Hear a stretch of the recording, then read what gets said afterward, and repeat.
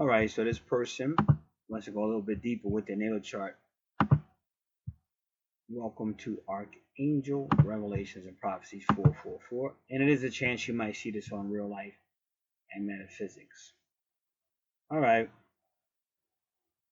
So we're going to take our time, of course.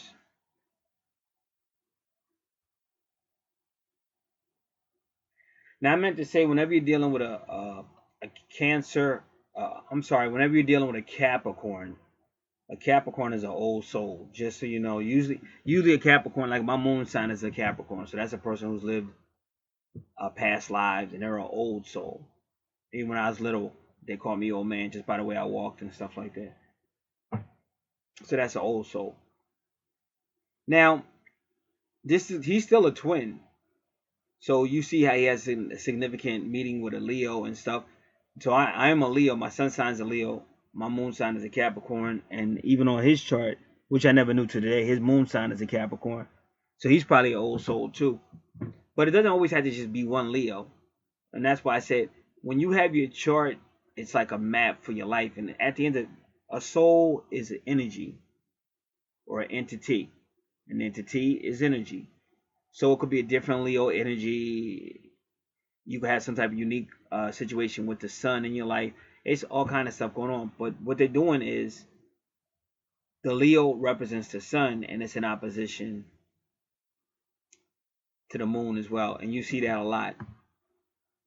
Because it's the divine feminine is going to be the moon, and the divine masculine is going to be the sun. And if you study the ancients, they always had the mother-son situation. You can't get past it. You can't get past it. And when you think of Marduk, allegedly he had a relationship with his mother. But this, if you understood the ancients, that's how it was. Because in the beginning it was the darkness and the light came out. The darkness is the mother, the womb, and the light is the sun. And that's going to be the basis for everything you learn. Most people don't want to go to the metaphysics. They just want to know, where's my twin, or is this love, or what about a career, or stuff like that. But if you're going to have full understanding, you have to go to the basics. You have to go to the essence, because that's going to explain everything in your life. It's going to explain your Imom Coeli, which is your mother. Imom Coeli in your fourth house is your mother in your subconscious, whoever raised you in that motherly position. And that person has a direct connection to the divine mother, and the divine mother will use that woman, and even through your subconscious. And I keep telling you, this is all energy. It's all connected. And like you say, telepathy, all that stuff is energy. Thought communication, thought travel, astral planning, all of that is communication. And this person may already know that, so I'm not trying to teach this person, because I know they're very enlightened. But what I'm trying to say, other people are going to hear this too. So now we can't get past it, because I know he sent me something which was good. It was pathway to ascension, and it was real good. But we still can't. I'm gonna keep it 100. Chiron retrograde means trouble healing, so we can't make it good. When you see a retrograde Chiron, it does mean trouble healing. But we can look deeper into it, but we can't change the definition. So what I'm trying to do right now, if I can find that pathway to ascension, I may be able to find it. I may not. Just give me a second. I found it.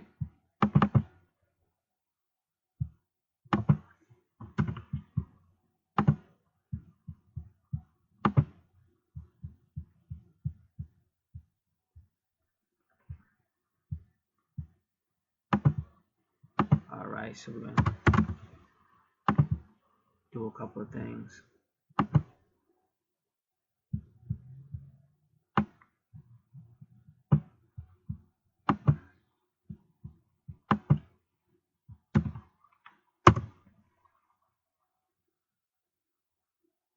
All right, so we said it. So again, we're gonna really look at it, but I just want to read some of this. This is pathway to ascension.com. Is Chiron the wounded healer? So that's how you will find it.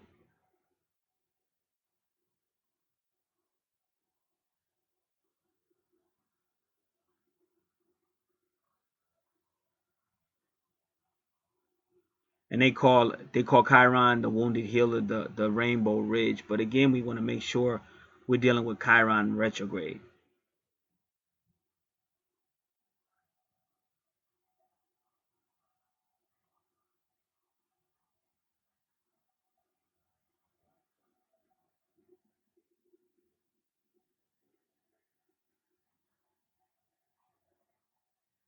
I'm just reading this over. Chiron is a teacher of the Earth connection to higher planes, and the planetary sightings indicate the time has come for us to manifest divinity. And those people that listen to me know I've always told you about the whole Capricorn Cancer connection. So they're like saying Chiron takes you on a higher plane, which could be the case in this case. And the retrograde can also mean internal change, and the retrograde can also mean past life. Past life. So that's it. So they're telling you right now, Chiron is a wounded healer. Chiron triggers us into feeling our deepest inner wound so that we can clear inner pain. So that it's still, like I said, it has to do with inner pain, and retrograde means it's going to be hard to heal. Doesn't necessarily mean it won't heal. It just means it's a wound you've been carrying for a long time. It's hard to heal. So that's what Chiron retrograde means. So far everything is in line with what I was taught.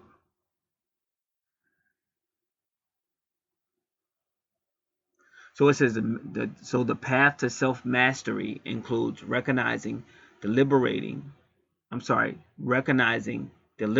bringing forth into conscious awareness, forgiving and releasing all inner pain. So this Cancer is going to help him do that. This Cancer is going to help him do that. It says Chiron is our helper, healer. And again, if it's Chiron, then that person is helping you with past pain. Even subconscious pain, because remember, Cancer is still your Imum Coeli. Cancer rules your 4th house, and that's ruled by the moon. Imum Coeli is the person who raised you in the mother position when you were younger, and through that is everything. It's all in a person's subconscious.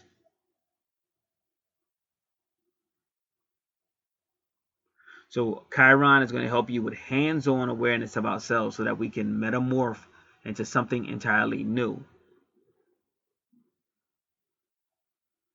And the change will be so complete, the experience so intense, that they said, but most people forget it happened to them within hours. It can only be recognized by effects, such as a sudden new vision, a complete path alteration in life, a feeling of being reborn. Now, this gentleman has his own YouTube channels, but if he gives me the okay, because I'm saying he may get new revelations as well, he might put it on his channel. So if he gives me the okay, then I'll put that. That'll be the first link when you go to the description box. It'll be his channel. If he gives me that okay, and then I will put it, because they say he's going to be having new revelations. Chiron rules the most intense and mystical experiences. It rules spiritual ecstasy. So this person's about, if he hasn't already experienced it, he's about to go on spiritual ecstasy with this person. That was like what the Kenyan did for me, but that was way back. That was like 95. Between 95 97 or so. But had not that came, it's certain people that came in my life, had not they came, as far as I might not be here today. So I look at it like this: the universe knows what it's doing, but me, I always try to stay on a conservative path to how I walk.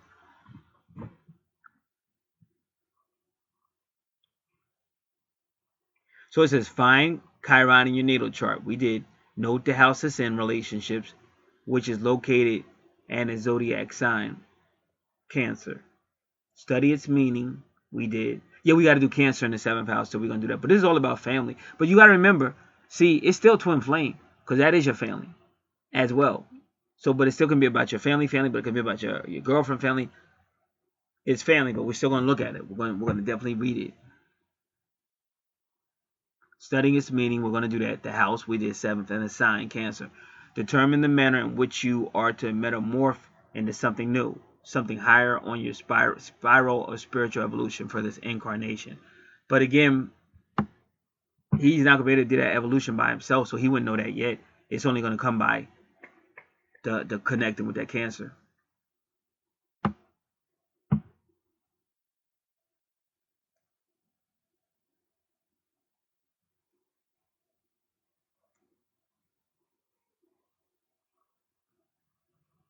And they say if Chiron is not listed on your natal chart, get a natal chart where it's listed. That's why I tell you guys you gotta have your asteroids. That's why every now and then I don't get it as much because I'm real forward and direct and people don't fuck with me. And I'm kind of glad because if you're coming with some foolishness, I just don't have time. I do want to help you, but I'm the teacher, not you. So don't bring me no fucked up natal chart asking me to how am I gonna define that natal chart if you don't have your asteroids and stuff like that? That's some bootleg stuff. Let the expert do what the expert do. And if you can't take some helpful things, then I really don't need to talk to you because you got to grow up a little bit. Like, we're all adults. We got to act like an adult. We can't get, oh, I don't like his tone and run to another channel. That's some punk shit to me. I mean, it actually makes me laugh because you're just a punk. Nigga, I've been shot at. I'm still standing here. You know what I'm saying? You can't be no punk because you're never going to get to the bottom of anything if you're going to keep running. So that's why they just told you, make sure you're using a real natal chart, just like I tell y'all. All right. So now we got it. Now this is what they say. They say, remember, the universe develops your personality through houses 1 and 6. Your soul houses are 6 to 12. You can sense the growing intensity as you move through the houses. Each of your incarnations consists of movements through all 12 of the houses with the sole goal of developing ever more spiritual maturity. Okay, but also remember, it is a 13th house that we don't talk about yet, Opa Ukis, but that may be changing soon. Some people do talk about it, others just don't yet, but that may be changing. All right, so we're gonna confirm it as your 7th house. Give me a second.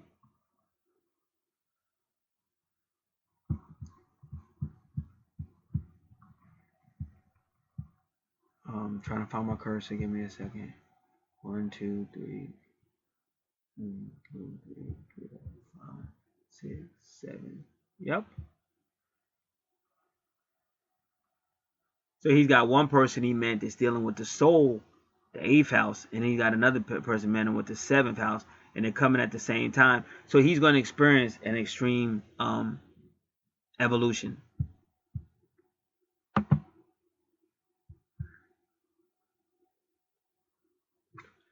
Chiron in the 7th house presents a dynamic of knowing the sense through significant relationships on the personal level and strongly affecting other people on a mass scale. Because, yeah, he showed me that. Yeah, this is what he showed me. That's right. So he's getting prepared to, like, even teach you. Because he's an Aquarius, so he's already got that one to teach the masses or teach the community and stuff. You can possess tremendous charisma, and you may come to crave the adulation of the masses. If you allow your ego to be involved, this craving can become destructive. You need to understand how you affect others as you do not see the power of what you do. You have enormous potential to express the collective consciousness of our times. That's kind of like what Tupac did. And it's funny because he looked like Tupac. If you see this dude, he looked like Tupac. And an uncanny ability to mirror the self-image of other people. The essential truth to master is I am you and you are me. And that's how Nature Boy be talking. You will never. Now I tell you, I listen to a guy named Imam Itali. You can find him on network, the Underground Network News, and he has another channel called Chalam Balam. But this guy talks a lot about Nature Boy. He really likes Nature Boy. You will learn who you are through relationships, which become so intense that you find yourself unable to see the forest of the trees. So they're gonna make you die. That's the 8th house. Yeah, so it's starting to make sense. See, the 8th house is about death and resurrection. Now, the 7th house your 7th house seems to be like ecstasy to help you get over pain. So that's why you got these two coming. The 7th house rules your connection to extraterrestrials, and as for the time of interaction with them draws closer. You will resonate with them with special frequency. So you can take any definition you want for extraterrestrials, but that's why I said his channel, in my opinion, his channel is going to be the channel to be listening to. Because this is, to me, that's what all this is getting ready for. I keep telling you, it's going to be a big shift of consciousness. That's the biggest shift. I mean, I know they're talking about pole shift and Nibiru and stuff, but I think the biggest shift is going to be consciousness. And you can see it's getting ready to that. Once you gain control over your life, you possess the capacity to gain influence to the masses for good, which means he can even ask the universe, tell them what he needs to carry out his mission, and they'll make sure he has it.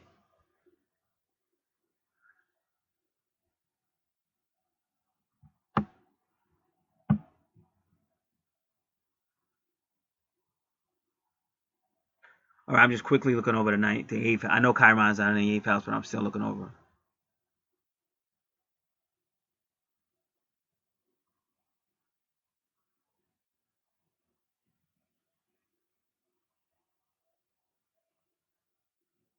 All right. So that's really what he wanted to know. He said, no, because I known him for a long time, so I kind of figured I knew what he meant, but I really didn't know what he meant. I just know he said, like, House Aquarius, and he said romance. But now I kind of get it. All right. So now we're going to do Cancer in the 7th. Now the website I would really want to use is myastrologybook.com to see if they have it.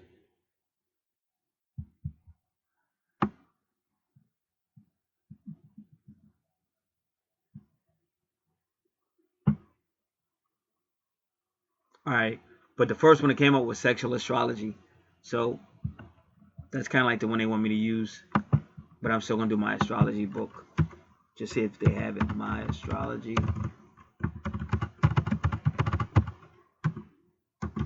Cancer in the 7th house. Nope, they don't have it.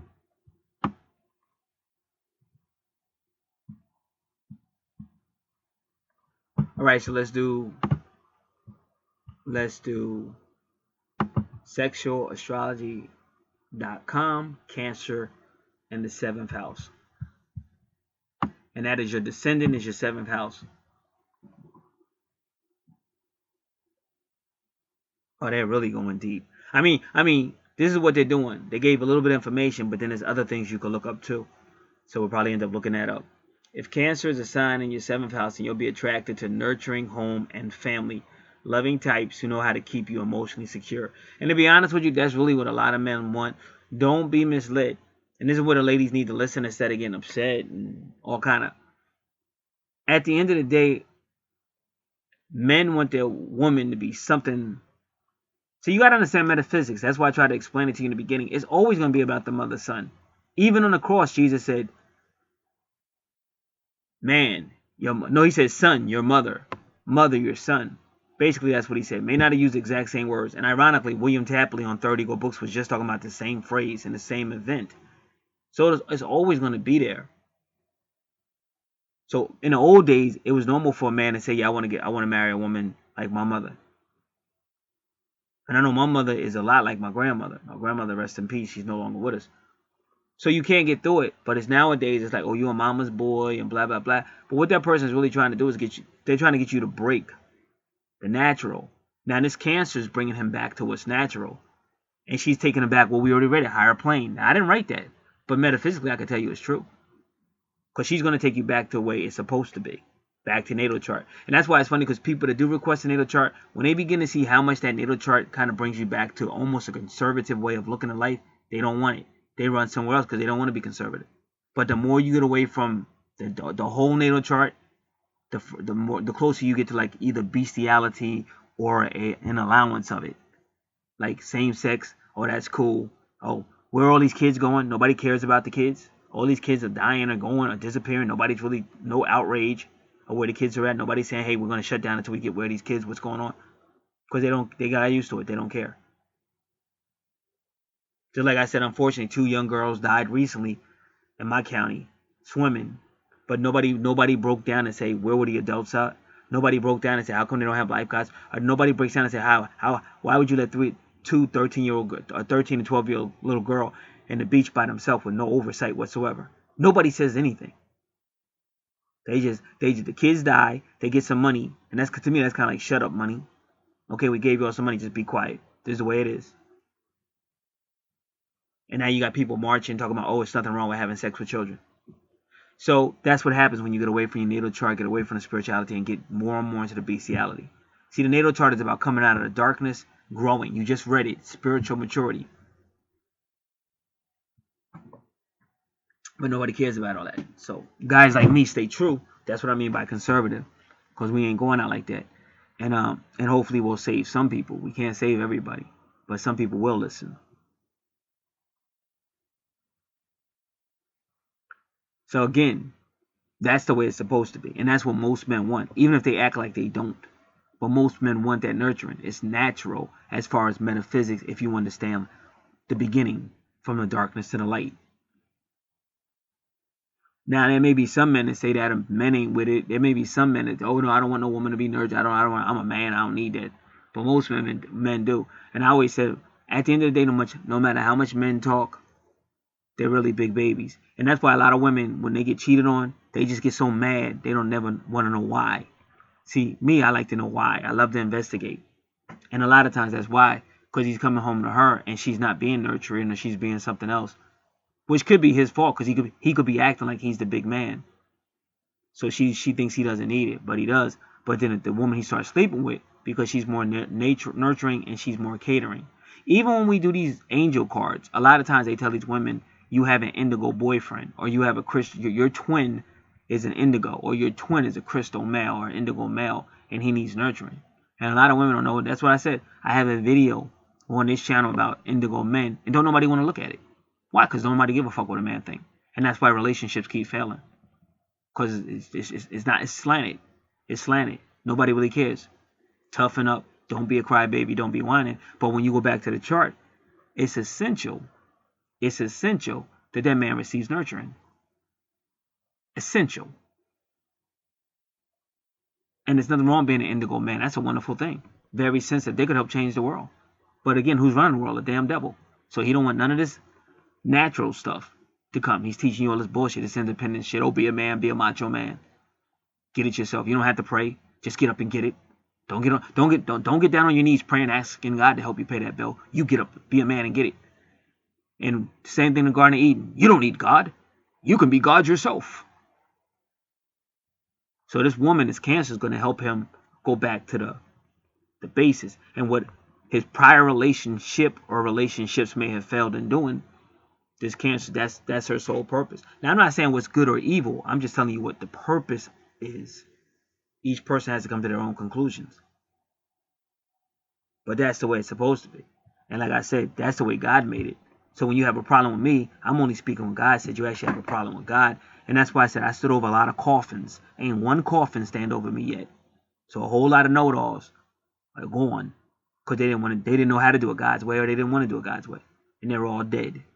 Anybody that attacked me, physically attacked me, verbally attacked me, all dead. I stood over their coffins. Not one of their coffins stood over mine. But I'm in tune with the universe, always have been. That's why I said I came here for this purpose. That's why I'm an old soul.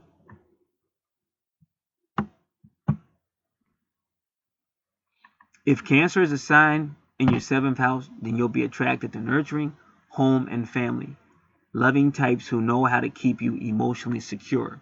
So that's what she's going to do. That healing. The part of yourself you might not be in touch with is your more needy side. So you might be wildly attracted to someone who appears to need you more than you need them. And that's good. There's nothing wrong with that. That's the way twin souls are supposed to be like that. Again, on my channel, there's a twin flame couple. They look like brother and sister, but they are so perfect for each other.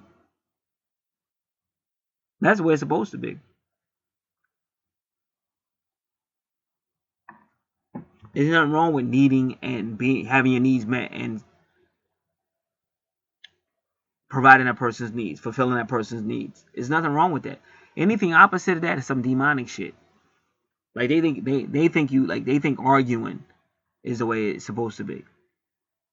And I remember one person told me, they was like, a drama queen is needed because she makes the best out of a man and stuff like that.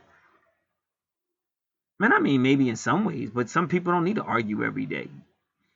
Some people don't function every day, somebody in their face arguing or nagging them or bringing drama all the time.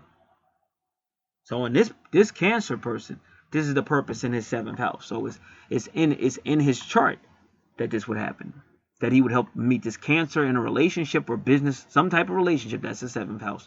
That helps him heal from whatever happened. And again, it's nothing wrong.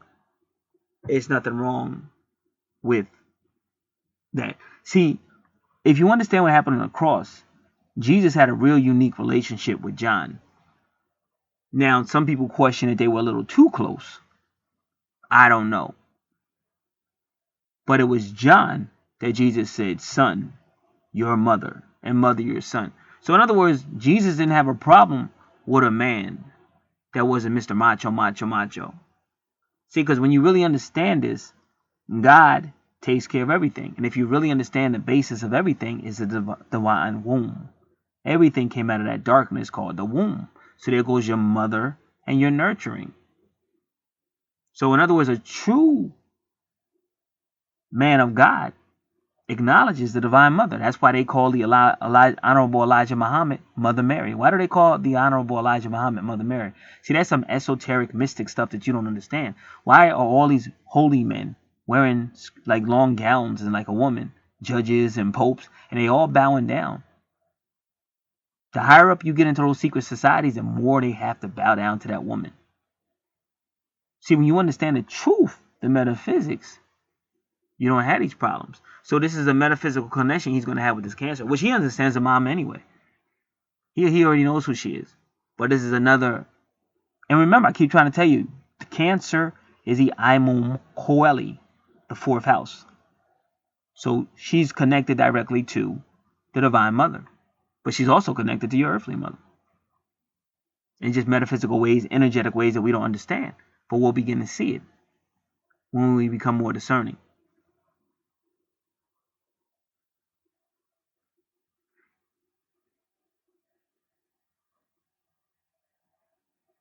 So that's what's up.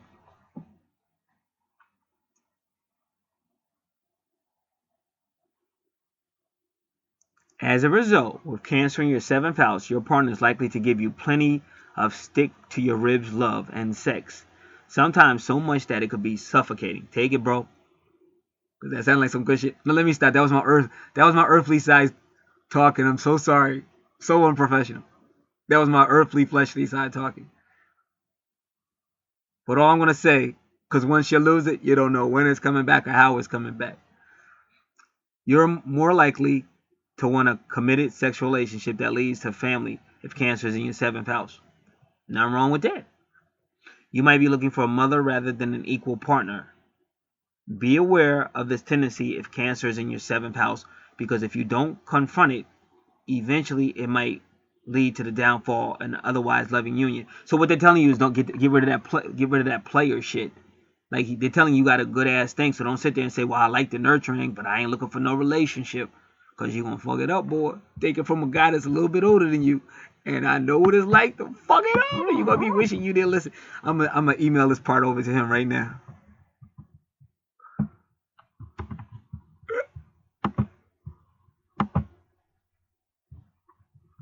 I'm going to say great news. Don't fuck it up. All right, come on. What just happened? Oh, I know what I got to do. There it go. Because it was in white writing. So now I got to change it to black so that you could see it. Because right now you can't see it. It just went blue. I don't want blue. I said black. Come on, man. Excuse me, y'all. Give me black. I don't want blue. I did. Oh, background color. I don't want background color. Come on, man. I want text color. There you go. Black. Come on, man. Why is this being so difficult? Alright.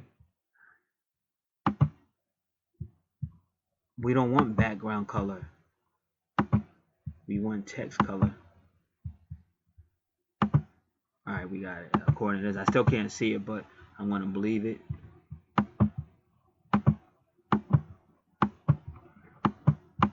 This thing is really wilding now. Alright.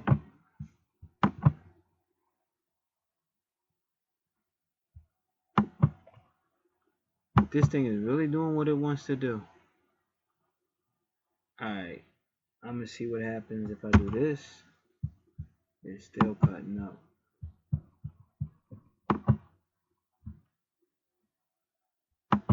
Give me a second, y'all.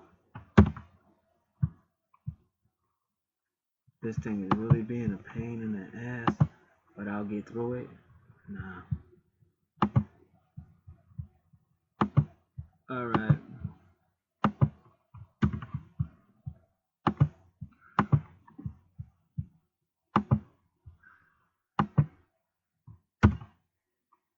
This thing is really being a pain in the ass.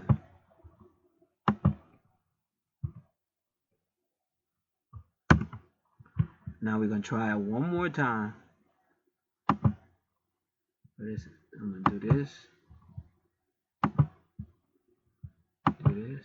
Do it one more time. Alright. Hopefully it can be. Oh, good. It did work. Now I gotta put his email in there so you know it's him. And tell him.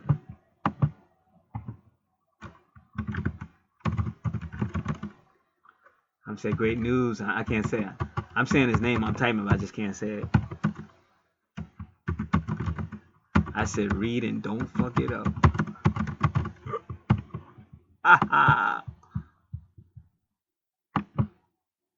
It's funny how Mama worked, because Mama brought me and him together, and Mama's still working. That's that cancer that Imon Coeli, because Imon Coeli is the Imon Coeli, who might be your human mother, or if your wife is like really that type, or your woman, whoever, she's still speaking for the Divine Mother in a lot of ways. The Divine Mother speaking through her.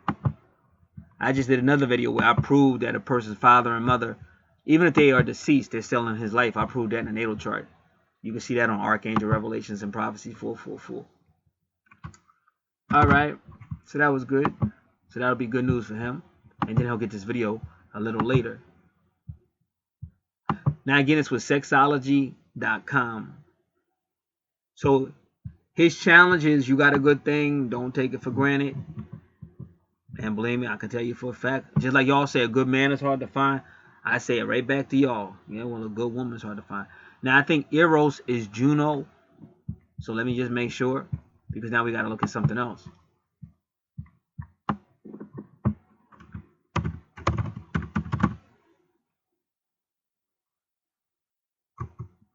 Oh, that's at Eros and Psyche. Eros, come on, Eros. Eros.com. Eros definition. Eros was Aphrodite. We gotta love. Eros might be its own asteroid. We gotta love. Yeah, Aphrodite. But see, a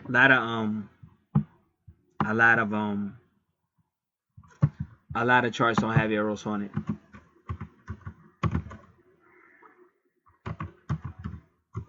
So this is Eros Psyche, Cupid and Psyche, or Eros and Psyche is played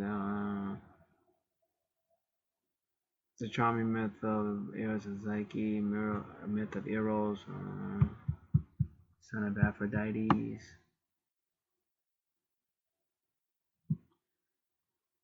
So if I say this, I say natal chart with Eros. Cafe Astrology, Astrology it says, are they going to give me a chart?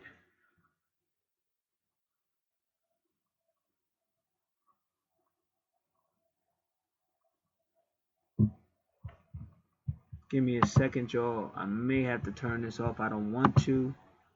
But what I'm trying to do now is see if I'm finding somebody who offers the chart with Eros.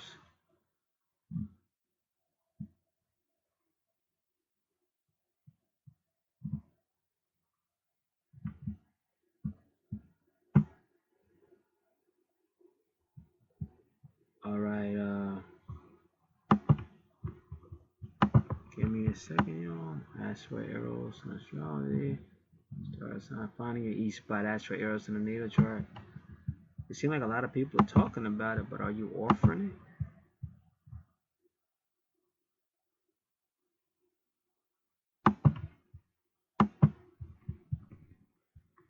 it? Astro Dentist. But are you going to show me Eros? Otherwise, you're wasting my time, Astro Dentist, unless you're going to show me Eros. All right, Eros. Eros or powers of mind. Eros in the signs.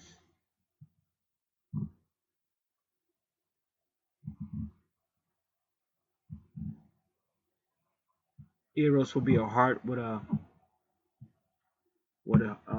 heart with an arrow through it.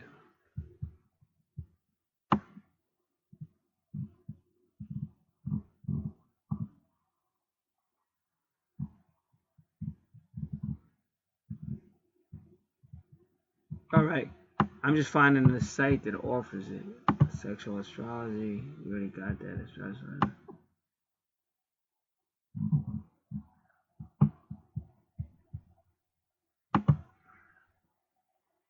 Discover.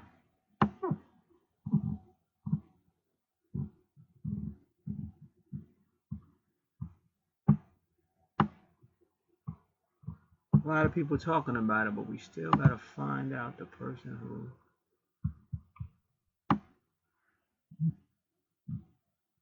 To read the rest of this article, you must purchase a lifetime membership of $12. All right.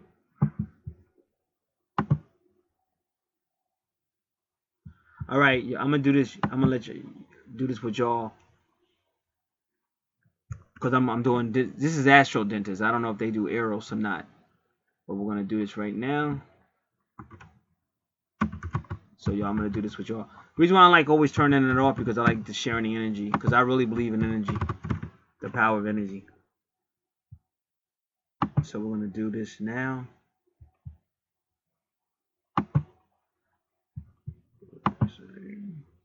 Give me a second.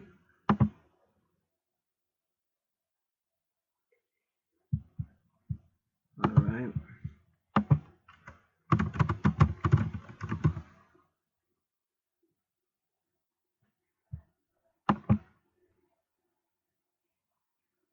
Okay, let's go.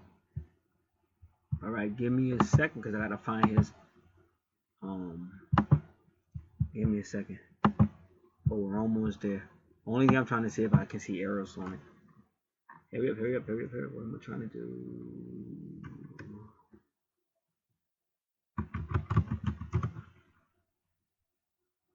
We should say best.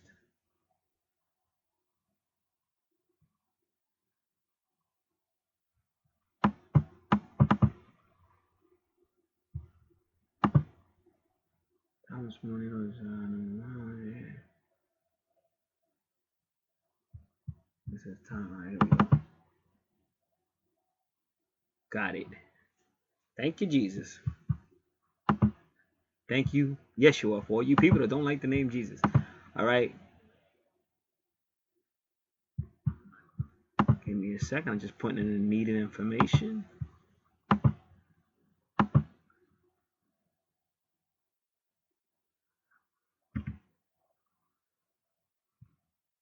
Let me just look at it. I want to make sure I enter the correct format. They're not really saying that that's the correct format or not.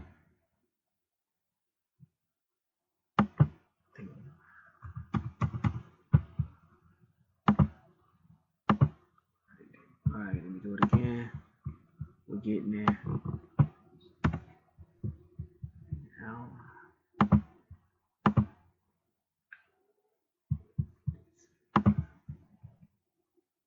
See, even as he was born in Eden, so just do the math. If he's born in Eden, that's the whole beginning. And Eden is the mother. See, he's real connected, I tell you, because he got a lot of Marys around him, and he looks like Tupac. But Eden is Eden. Even Eve is the evening or the darkness, the divine darkness, which is the divine mother, the divine womb. It's all in the Bible. It's just metaphysics, like higher mysticism and stuff. But it's all in the Bible. Jesus told you it's mysteries to the kingdom.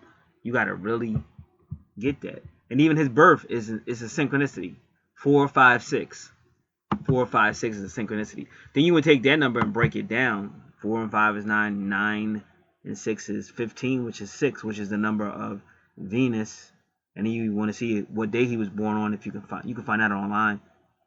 Just if, but these are all somebody connection to the divine feminine.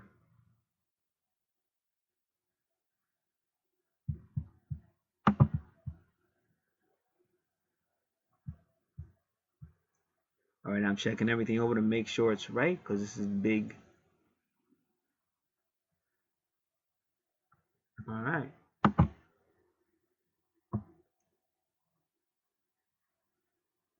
All right, bro. Like, what the heck just happened? I put all the information in. Talking about guest user. Year analysis, hash, career and vocation, astral click, portrait.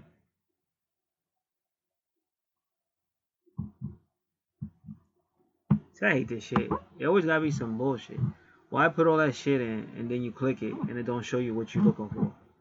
It's showing me everything but what I'm looking for and shit. This is why I stay pissed off. Now,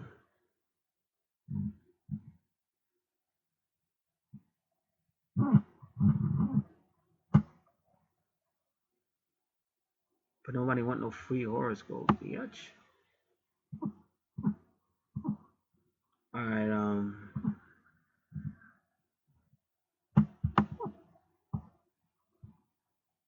search. Please, if I put natal in here, you gonna take me to natal. Put natal chart. Please take me there. Please stop wasting my time. This is why I don't deal with you in the first place. See?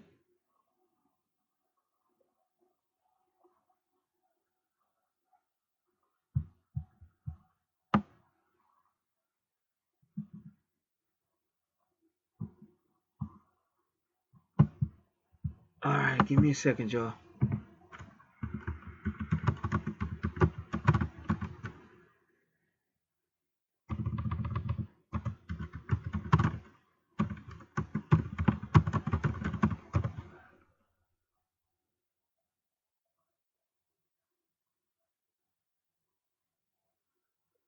Alright, so there's astro.com.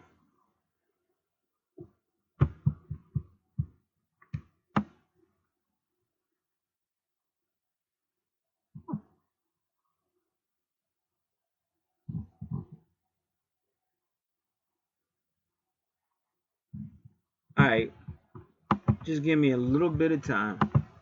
Because it's just because of the question. We gotta really know arrows for this particular one.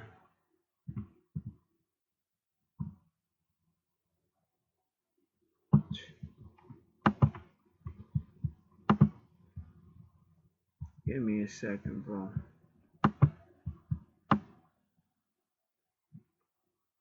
That was just real stupid for them to do that.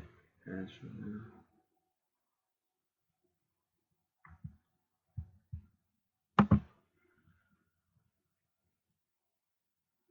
hey, we up.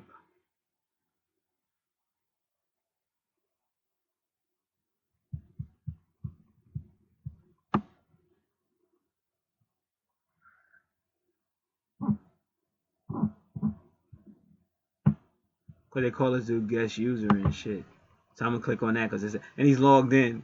Like they take your information, log you in, but they don't give you shit. Like if you to create a free register, you know. No. No. Yeah, but you talking about my natal data. But listen, you didn't show me any fucking natal data. This is why I be cussing people the fuck out. Talking about delete my profile and all my natal data. Like you didn't show me any natal data. You just took the information and then I'm looking at nothing. Wasting my freaking time. All right. Well, because I'll probably end up deleting it. All right, stored information. Okay, cool. But why don't you show me?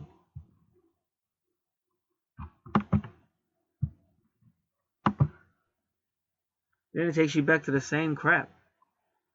Personal daily astrology, story from the stars, yearly horoscope analysis, career and vacation, money and success, astral travel, click travel, color horoscope, week astral click love, relationship, love, rotation, partner. All right, so I will delete it if horoscope chart drawings ascendant. Okay, maybe this is it. Finally.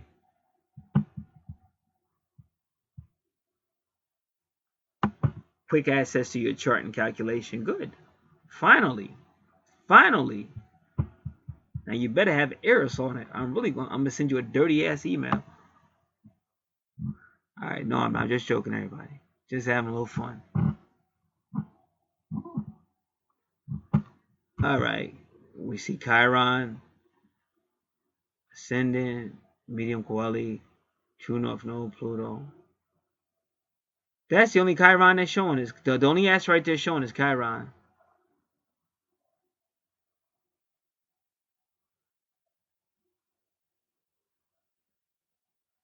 And it is retrograde.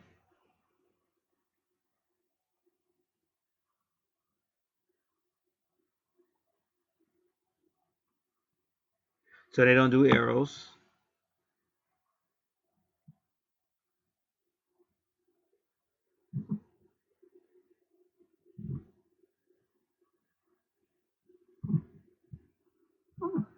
Alright, give me a second, because what I'm trying to do, I want to see if he has the settings, because we don't need that chart because I already got a chart. Create a free register and log in. Alright, so I would try to save this in case he wanted to use it, but they're not really showing me. You know how you can go somewhere and go setting, and then you have your information, how you logged in and all that. Yeah, if you do that. Alright, so that's it. So I'm going to delete this whole thing.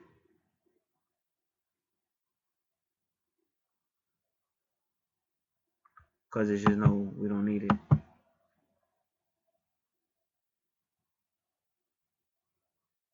We're going to delete this. And we're going to delete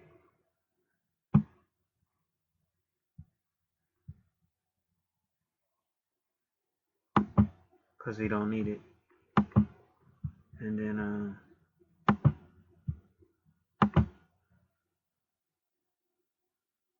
alright.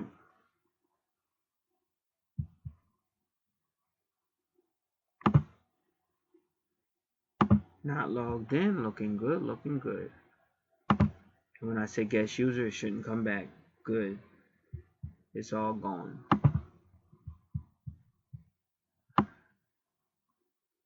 Alright, y'all.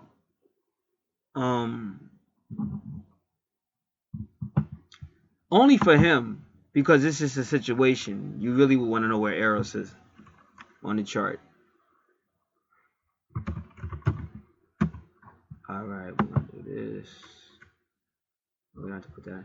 Okay, so I'm going to do it again. This is a new website. That was astro.com or Astro Dentist.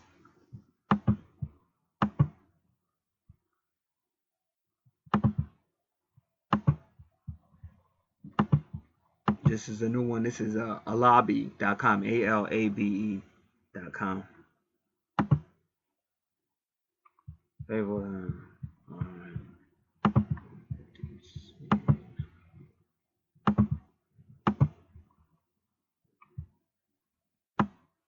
Even at 4, in four more minutes, it would have went to the number 5. But he got like 4, 5, 6 in sync, and then 4 more minutes because it's that angel number. Because the number 4 always follows him like 4, 4, 4.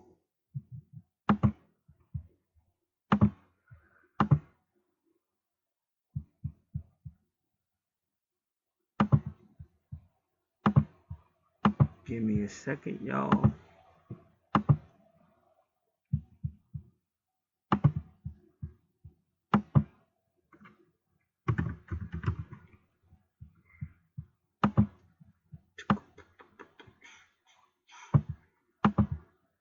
Alright, I'm just looking everything over, make sure it's done correctly.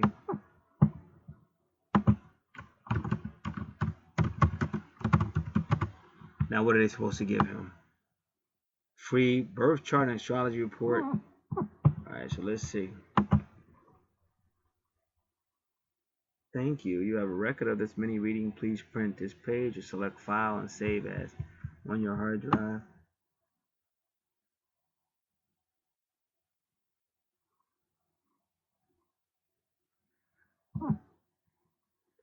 Moon, Venus, Saturn, Pluto, retrograde, Aries, Taurus, Leo. And this one doesn't do any Pisces, Capricorn.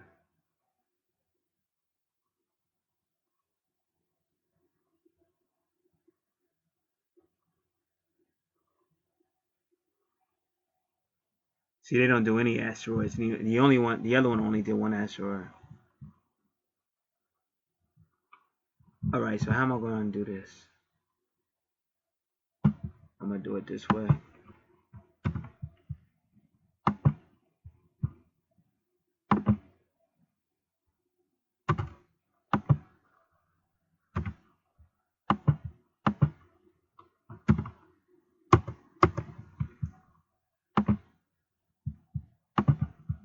Come on, come on, come on. Where we going?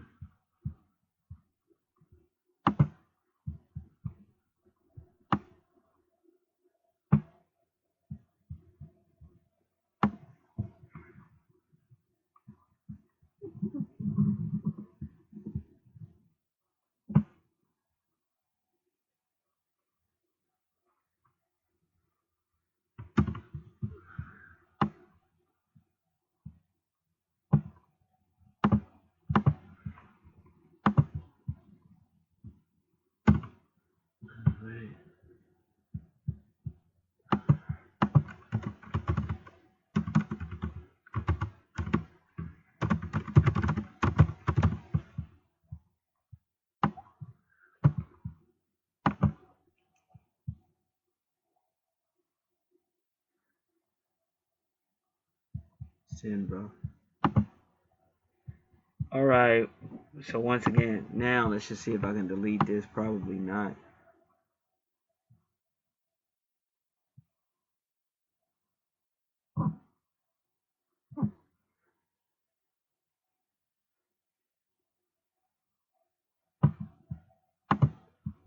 How to obtain free chart.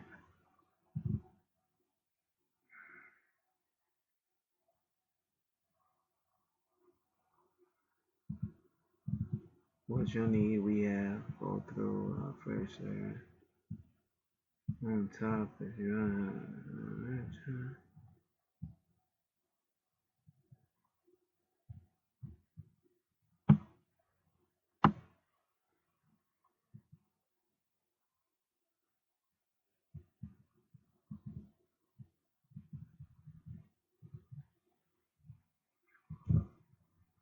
you'll need go through carefully.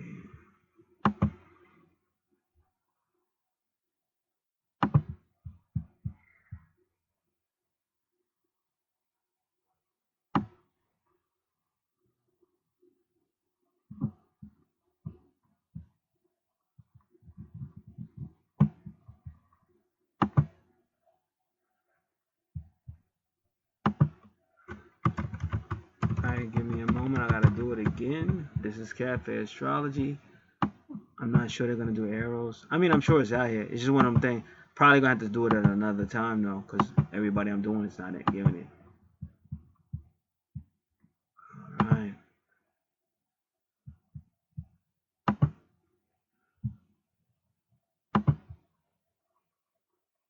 Heck.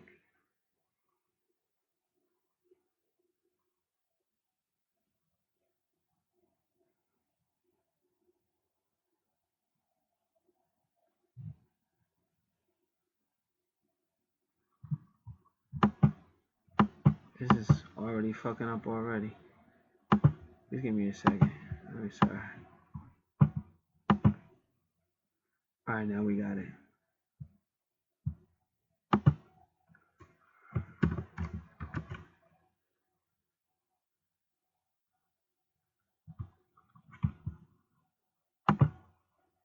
Alright.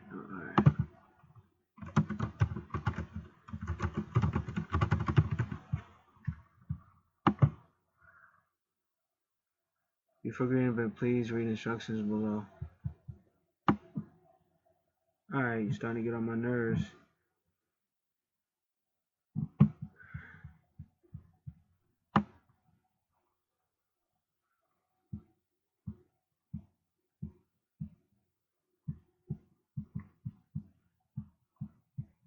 Alright, this should be it. Come here. Oh. This is so crazy. Alright, we're okay.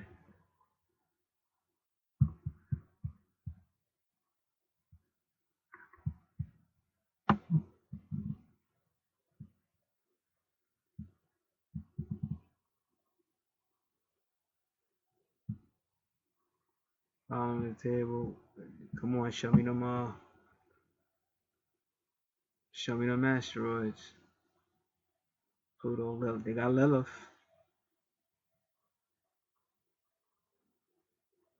Alright, I'm gonna be patient. I'm gonna try to be hopeful. They do have Lilith. That's an asteroid.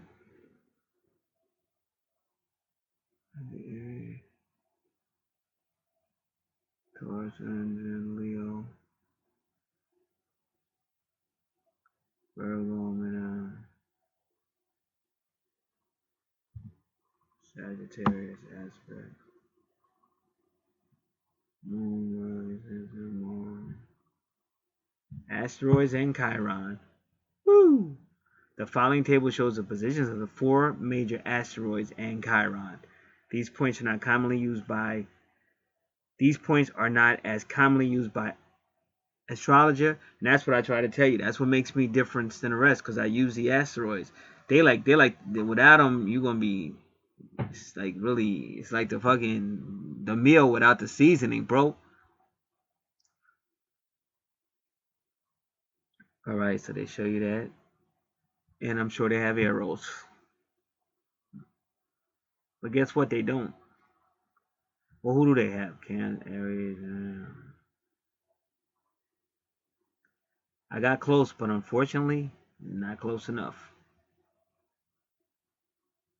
So they don't do arrows either. Because some people try to say Juno is arrows, but the way I'm hearing it is not.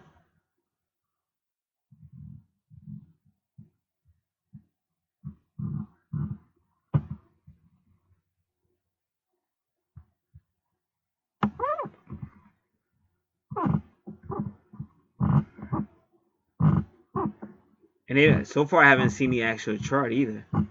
They gave a lot of information, but they never showed me a chart. That's why I know I'm good at what I do. Finally, I see the chart. But even that's you can't really even read that chart. All right.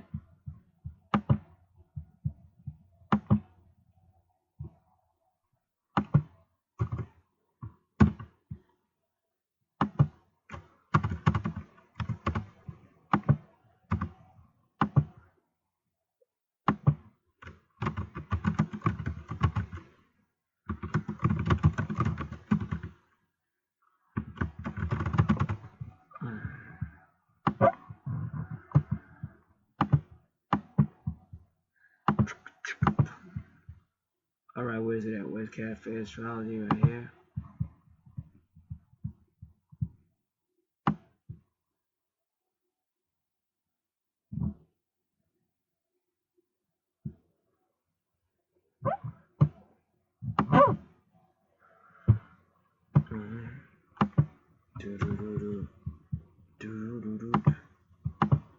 All right.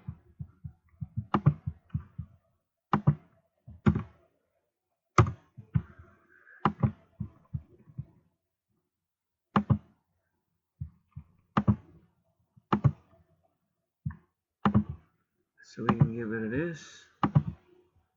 We'll keep astrology. And then what I'm going to do, I'm going to say asteroid Juno. Asteroid Juno. But I'm going to put Eros in there.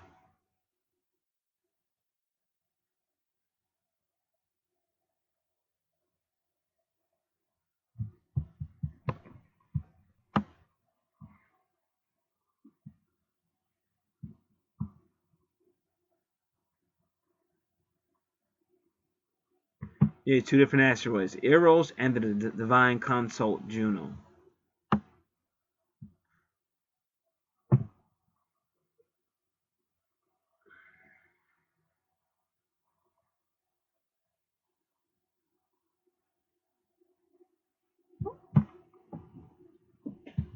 So So we don't. I'm sure it's one out there, and I'm sure we will get it.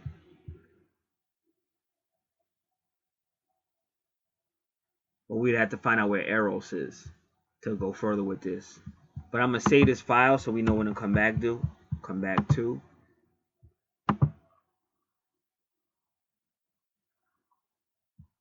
So it'll all work out. Give me a second.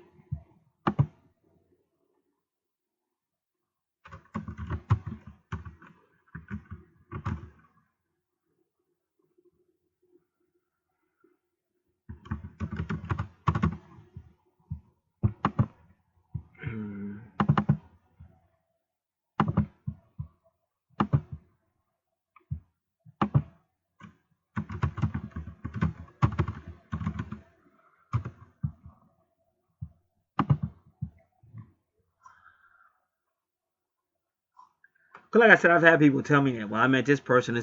This person helped me evolve this way, and then I met this person, and this person helped me evolve. And like I said, that could all be true. You know. Now, so that's it. So that's really so that person's gonna help them heal areas that it's hard for him to heal.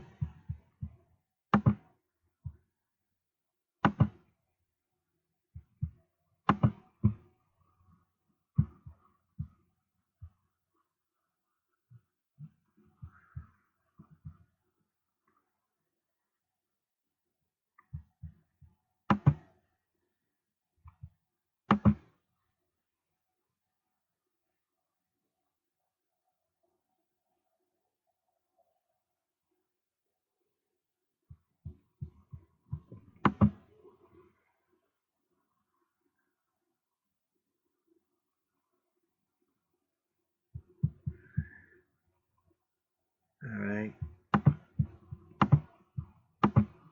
Give me a second. More stuff I don't want to look at. Close.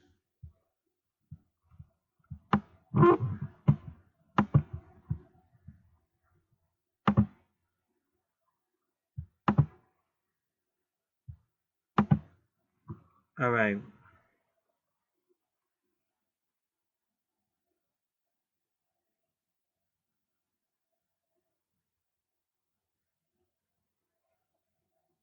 And his ascendant again is Capricorn, but he got the moon sign in Capricorn. So again, like I said, that's like an old soul. You see the numbers 22 on his chart, twin flame number, and 44 is like the highest you can go, kind of like the master builder. That's also at his ascendant.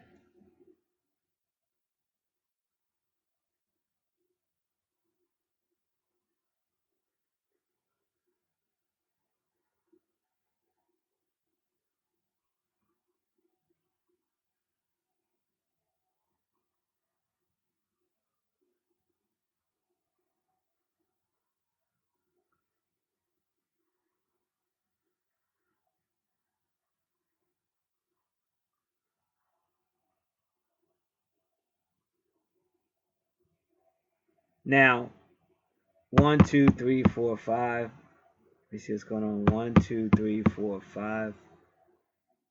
So that fifth house, see, that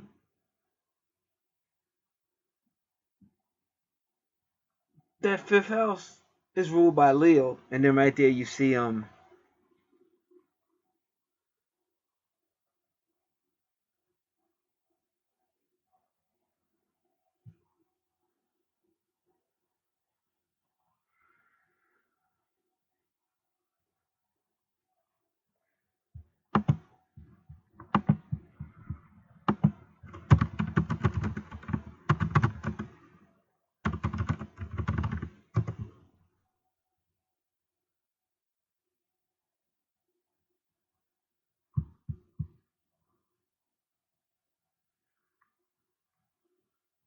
all right, so this says Taurus in the fifth house, Leo in the eighth, because Taurus is his twin.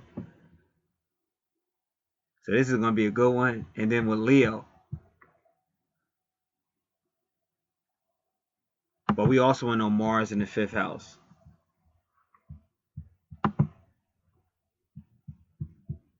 Is it retrograde? That's real important. Nah. And it's 9-9. So that's deep too.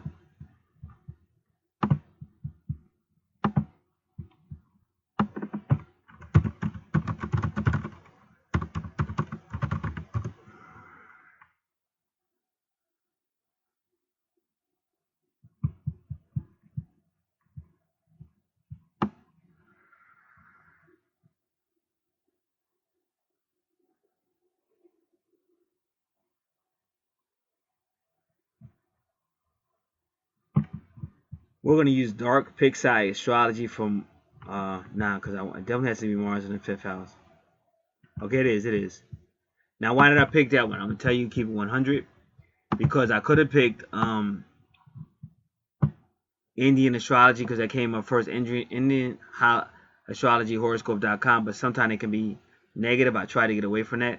Then they said the next one was Vedic astrology. That's still India. That could have been negative. Then it was sunsign.org, south of Florida. And Cafe Astrology can be more positive. Astro Sage is still Indian. It could have been negative. I was trying to get away from the negativity. Then it said Astro Matrix. But then it said Dark Pixie. See, Dark Pixie, they kind of like tell it like it is. I don't use them a lot, but they do kind of tell it like it is. So I'm trying to avoid just anybody saying anything negative. Like sometimes they do. But I do want somebody to tell it like it is, and that's what Dark Pixie kind of does.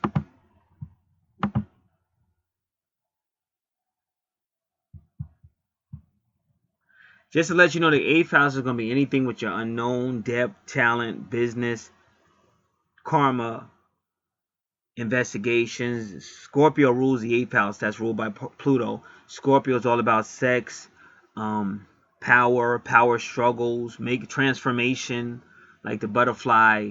This is all soul, death, life, and rebirth, regeneration. Enemies, esoteric, hidden information, the creepy and the cruelies. This is all, and it still could be real estate to a certain degree, other people's money, other people's shared resources. All that's in the 8th house. Investigations.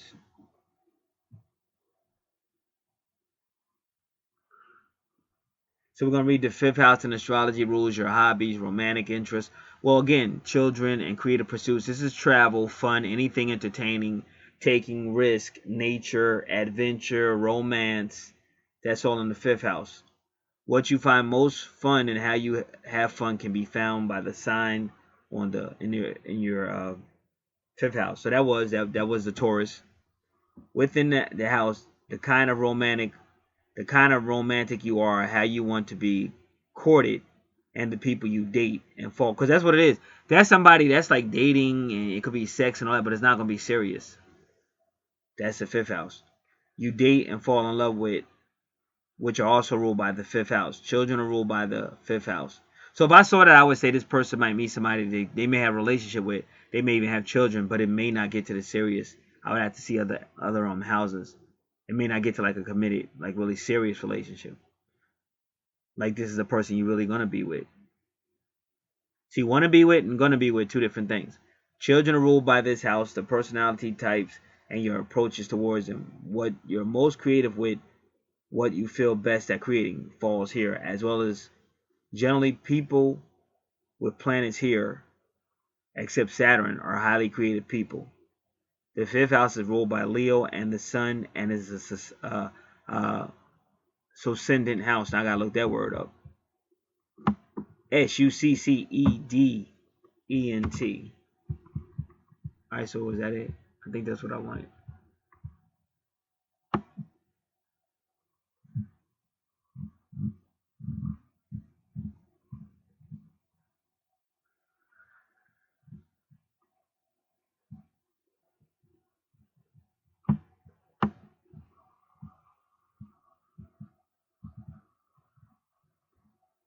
Alright, what just happened? What's going on? Okay, so you got Mars in the 5th house. With your Mars in the 5th house, you're a highly creative person and have lots of energy for hobbies, and you may have a lot of hobbies. You may love sports or have athletic ability. You can be childlike at times, competitive, and have a lively personality, always wanting to perform for people. You could be inclined towards show business because of that. Love and romance are important to you, and you're always trying to have more of it in your life. If you have children, they can have a lot of energy and enthusiasm. They can have a little Mars energy.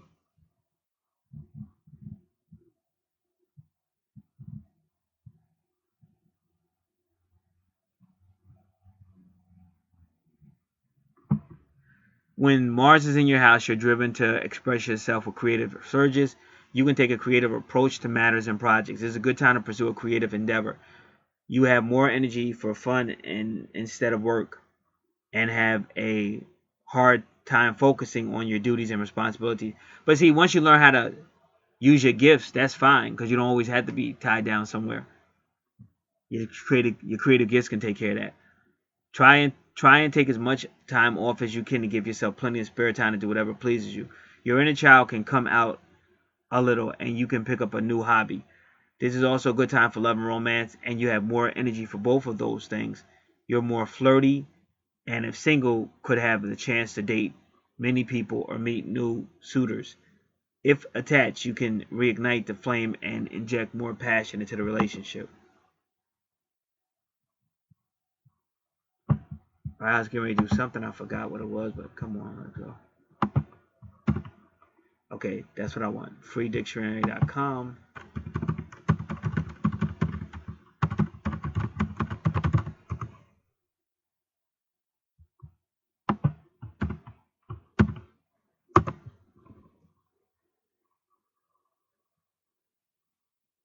Come on, what just happened? All right.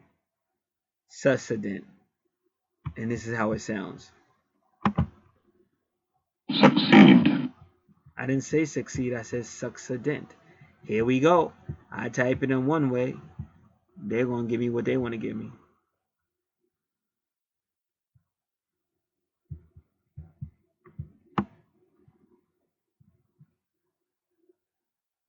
A thing that follows, subsequent, a following. So whatever I said about succident, that's where it's at. Come on, hurry up. Hurry up. I'm going to try to find the word again, see if I'm able to. I found it. The fifth house is ruled by Leo and Sun and is a succident house. But what is it? It doesn't tell you what is succident. So let's see, what is a succident house?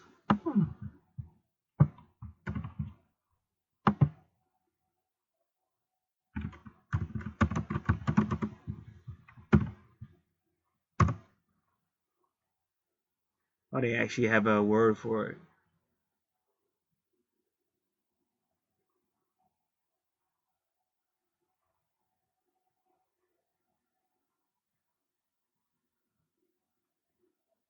Give me a second, it's getting really crazy.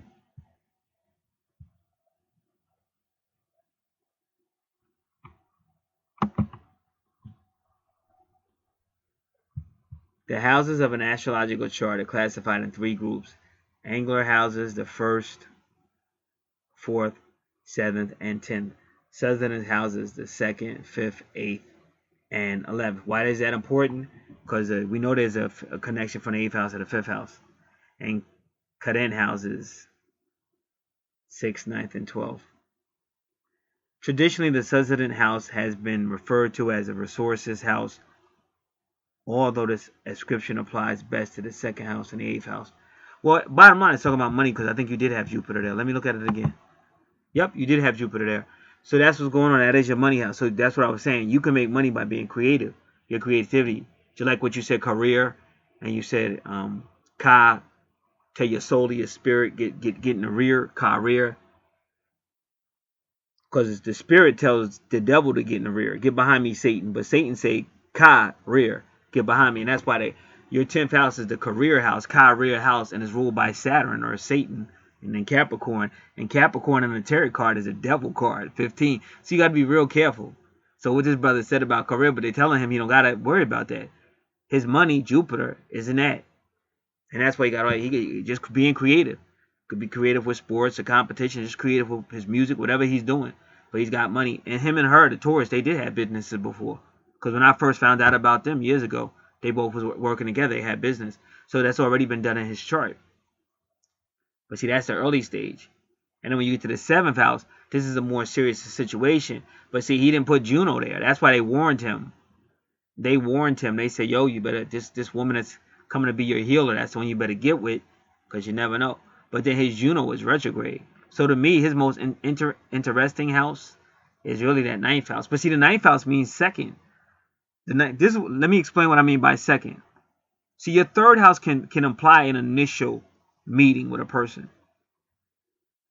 But the 9th house means a later, like a second relationship, maybe with that person or somebody else. But it doesn't have to be second by number. It just means a subsequent, a later relationship. And you see what he's got in that 9th house with that Virgo. And Virgo rules what? She comes out of what? Give me a second.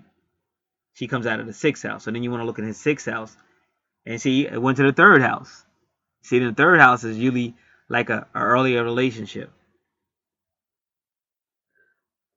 1, 2, 3. So you might have had something to do with a Pisces. And ironically, that Pisces is also your... Taking off these glasses. That Pisces is also your true north node. So this was some type of spiritual situation you had going on. Let me make sure. And also, I think Palace is there. This is getting so complicated. Okay, so your true north node is with your Aquarius, but it's also with your Pisces. And then Palace is there too. But your true north node is on both of those. So your 2nd house and your 3rd house is what you should be working on in this lifetime.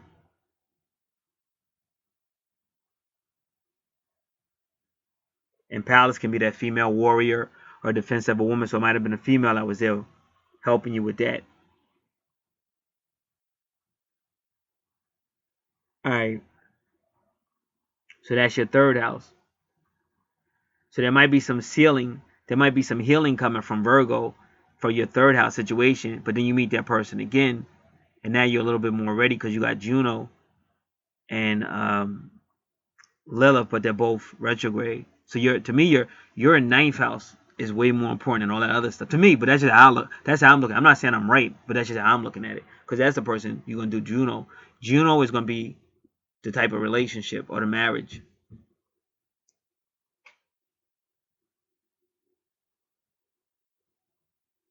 So vertex cross is a fated meeting or a fated event. It could even be a breakup or a shakeup.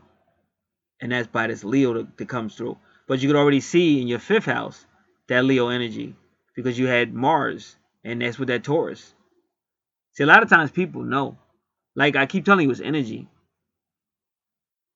And women just be receiving a lot of information because they're connected to the cosmos, to the divine feminine. Even somebody did a video that said you can't go up in space without that black melanin from a female. That was a video that's out there. So there's always been some type of Leo tension.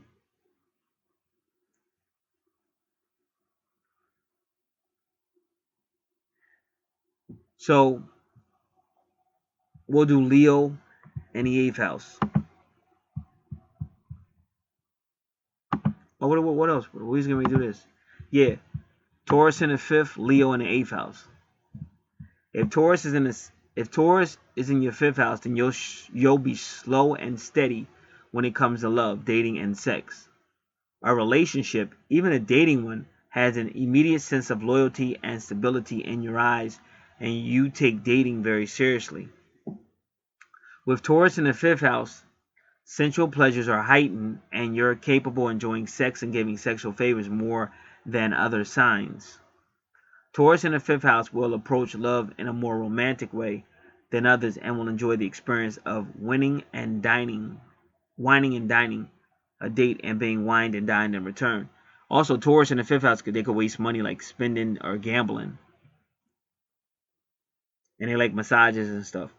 Although Taurus in the 5th house will not fall in love instantly, when they do, there is a sense of till death to us part, even if it's just an affair. Love and sex for Taurus in the 5th house is never casual. It's eternal. And again, if it's with your twin, of course it's going to be eternal. If you have a Leo as a sign on your 8th house, then your approach to sex and intimacy will be filled with flamboyant style and creativity. When it comes to sex, you see every encounter as a new performance. And of course, you're the star of the show. If Leo is in your 8th house, then a sexual relationship will need color and verb in order to sustain you. And you'll enjoy showing your lover that you're in charge. You must have a delicate sense of pride about your sexual prowess if Leo is in your 8th house. So if a lover bruises your ego or neglects to compliment you as an incredible lover, it might actually affect your future ability to perform in bed. With Leo in your 8th house, love and sexual intimacy, you're usually abundant because you have so much to give. You deserve to get at least as much in return. So even though it might start off a certain way, it may not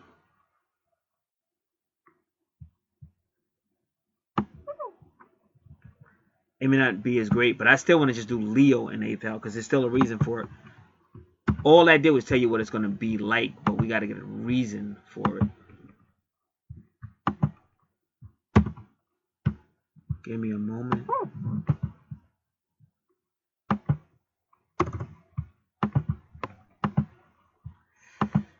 All right, give me a moment.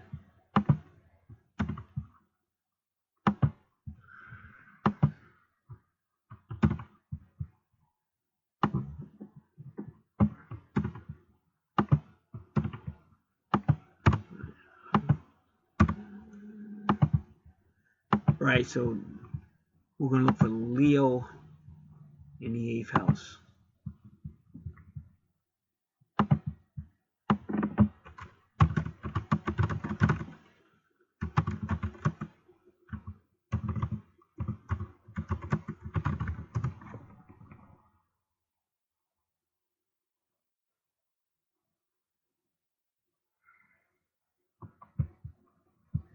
Alright, I'm going to try Dark Pixie again just to see what happens.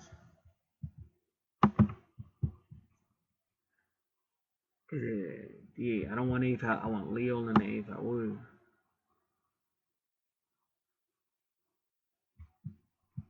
Alright, let's do it this way. This is Dark Pixie Astrology. The 8th house rules over people's money transformations. Other people's money can mean debt, taxes, inheritance, joint finances, because I forgot to mention inheritance, joint finances, spouse, partner, and loans. The house is an axis on the 2nd house, exact opposite house, and is an axis of money. 2nd, your money. 8th house, other people's money. Transformation can be mental, emotional, because that's what Leo's going to help this person in. Physically, it can be sex, start of life, pregnancy, process of life, and major transformation to women's bodies, and death, both literal and figuratively. The more serious side of life and deep thought are very 8th house. The 8th house also tends to be misunderstood a bit, seen as depressing. The house is one of the 3 relationship houses. 5th house is love, 7th house is commitment, 8th house is sex. But you're not really going to have a real commitment like that, marriage or whatever, to them in your 9th house. The 8th house is ruled by Scorpio and Pluto and is a Succedent house. So again, you got a Leo Taurus thing going on as well.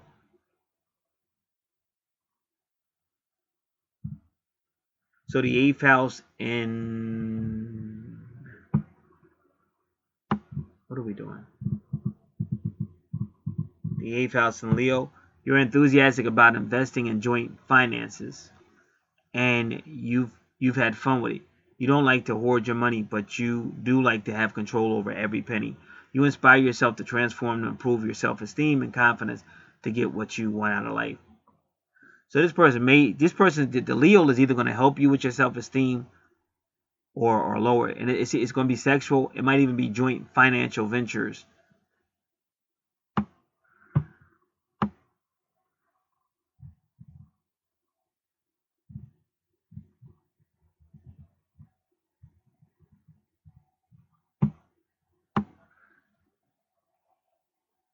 All right, what are we doing? Sun, Saturn, Jupiter, Mars, Venus, Mercury, Moon, Sun. All right.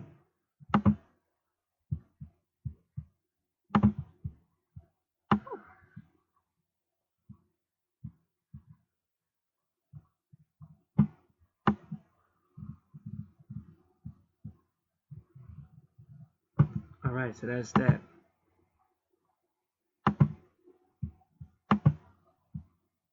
So the Leo's coming in. She's helping with your transformation too, and y'all might have joint ventures together. But it's more like I said, I met somebody. Like I said, I was going through a whole lot of shit. Found out my religion I believed in was bullshit, fake ass cult. The situation I had been in for 8 years that was failing and everything. So I felt like I had given so much in my, especially this was my young life, and then now I'm getting all this negative shit back. So I'm mad at everybody at that point in my life, 1995 ish. Mad at God, mad at religion, mad at the girl I was with. I'm mad at everybody. And so that was the one I met that one chick. So that's all I did. I went way out of town. I drove way out of town to meet this chick or whatever. A lot of challenges, but I overcame all of them. And then we had sex or whatever. But it was sweet. Like everything I would have wanted, she did, which was crazy. That's how I knew that. I always knew that was a universal thing because the way I met her was crazy and universal thing. And then, but after that, I stopped. I never, I let her know because I'm a cool dude, but I ended it, and because I wanted to get away from that whole mentality. But it was needed at that time. So that's what your eighth house is about. That Leo, that's what it's needed. That's how the universe has it set up. I'll put it that way.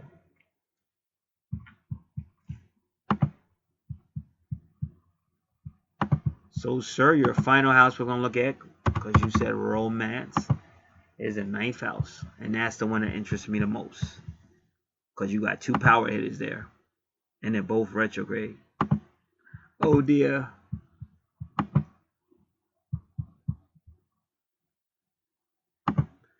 Both retrograde, and they're in conjunction.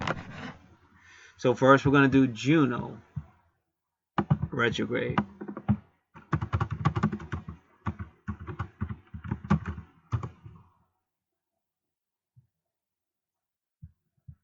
And Virgo, then we go back. See, let me repeat what I said. Virgo is there to heal. So Virgo rules your sixth house. You have Gemini. Gemini rules your third house. So you got to go to your third house. So in my opinion, and you had Pallas in your third house too. In my opinion, you had a female that you started out with, basically, and that was in the spiritual stuff. But maybe you didn't stay together, whatever the heck happened. And so the universe sent you Cancer to help you heal from that situation. Any situations with that female, but also any Imun, Coeli, or family situations you had, this person is going to help you with this Cancer in the seventh house. And then that other person is going to help you with some type of either joint ventures or it might be some type of transformation. Might be the kind of sex I'm talking about I had at that time. But but it won't be nothing lasting. But all of that is going to get you ready for the return. I keep telling you that ninth house is about return of a relationship or a second or something like that. But a later relationship from the third house. Third house represents short distances and short time frames. The ninth house is more longer. And then that's when you finally get it. And now Juno retrograde, but that's why Juno's retrograde. Because see, Juno retrograde really means infidelity, but it could be your infidelity or somebody's infidelity against you, or both. So that's why you have a Juno retrograde in your ninth house.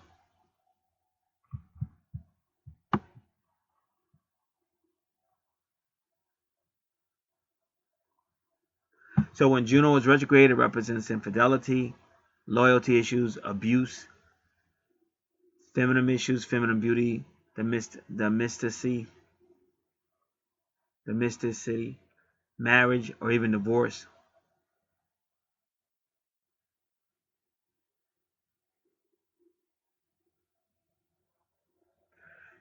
With the Juno retrograde, you can have a relationship that has struggles and power trips, controlling, manipulation, Toxic or old relationships tend to have issues of breakup during that time. Now I'm reading this from spiritnow.com about Juno retrograde, how it affects your zodiac sign. If there is an injustice in a relationship, Juno retrograde will bring it out.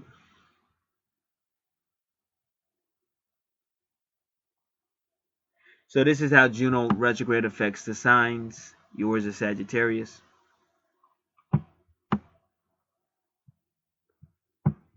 The next few months may be lonely for you, but in your case, it looks like you two will be getting back together at that time.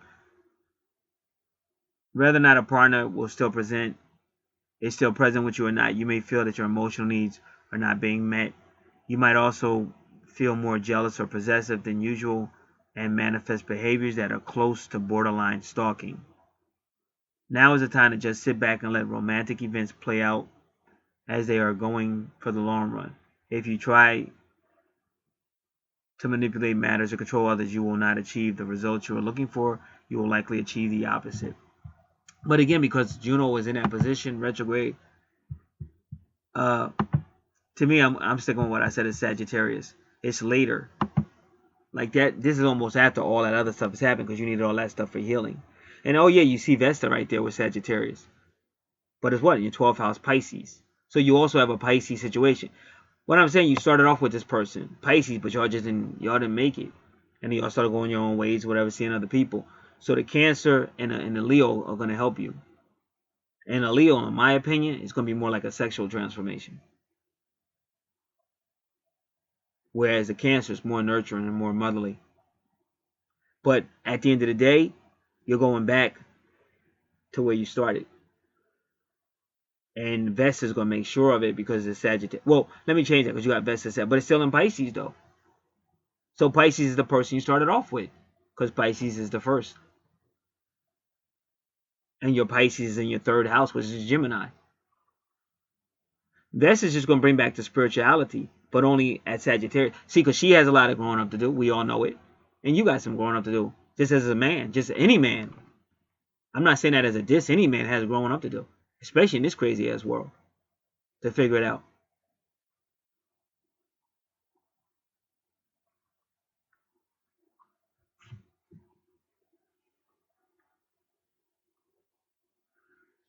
You got look at your thing. You got 9 on one side, and then you got 9-15. And then really you subtract it, that's at 6. Which is that 6 we already talked about, that Virgin as well. Alright. So in my opinion, that's why Juno is retrograde, because it took infidelity to get y'all to that point.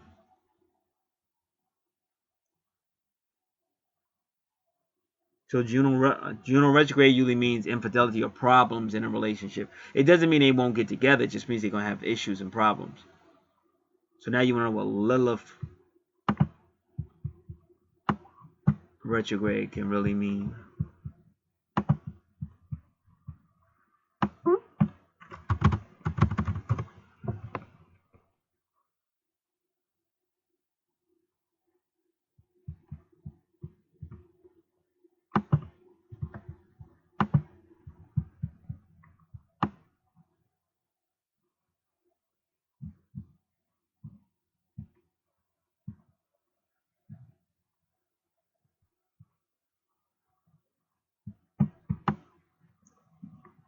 All right.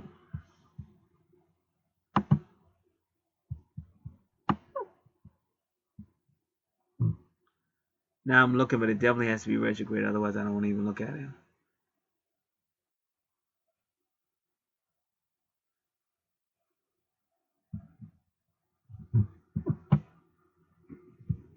So give me a moment. I'm going to try to find it through my paperwork or whatever.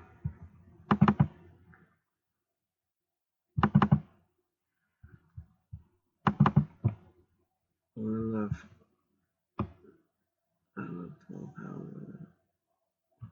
Lilith information. Lilith houses, Lilith and the sign of Virgo. Only one Lilith retrograde.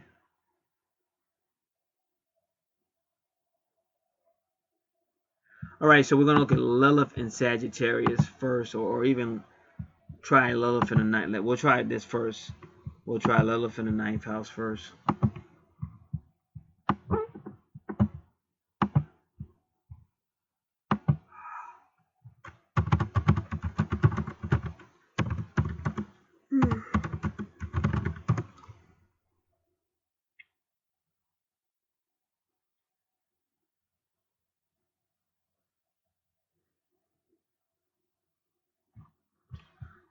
All right, let me just see what this is. Give me a second. It's called PlutoandVirgo.blogspot.com, but they're saying Lilith in the ninth house, the sexy serpent. And they have a picture of a naked ass Lilith reaching up and taking that fruit from the serpent. And they got the nerve to put some leaves around her breast and her vaginal area and shit. But the total picture is highly sexual. Highly sexual.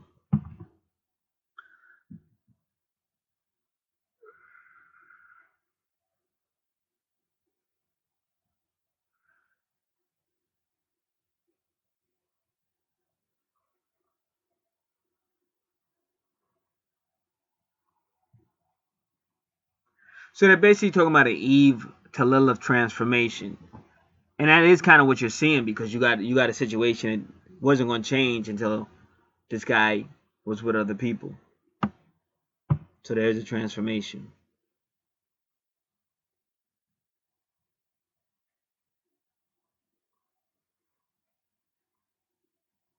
And even Palace has to do with female defense. Like what I'm saying, if her mother taught her to be a certain way, that's how my mother taught me I'm gonna be this way. And he's like, she's hard headed. I'm not saying this is the case. This is an example. So don't think this is just me. So he's saying that's really messing everything up, because she's stuck in her ways. Plus, if she's a Taurus, she's stuck in her ways. So y'all might want to read this article. It's PlutoandVirgo.blogspot.com, and just put Lilith in ninth house, and it says the sexy serpent. Even if you go Lilith in ninth house, sexy serpent, then in your search engine, Pluto and Virgo blogspot should come up, and you can check it out. So that's kind of like what you're seeing in the early stages. She's defending herself way too much. She's too defensive, and she's stubborn. But then he finally gets sick of it, and he's doing his own thing, and in the mid, she starts missing him and starts seeing things totally different. So she's going to be I said you can't transform without your twin not transforming, and your twin can't transform without you not transforming. Whether you're together or not, you still are working together. This is a universal thing.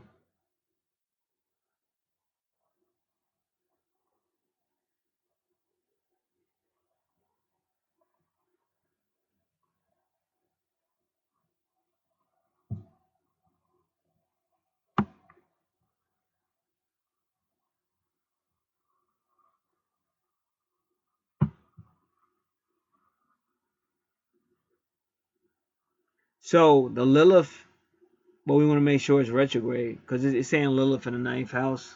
But I really want, did it? Was it retrograde? All right. But we still got to add what the retrograde means. So this is Lilith in the ninth house, but we're going to have to add the retrograde.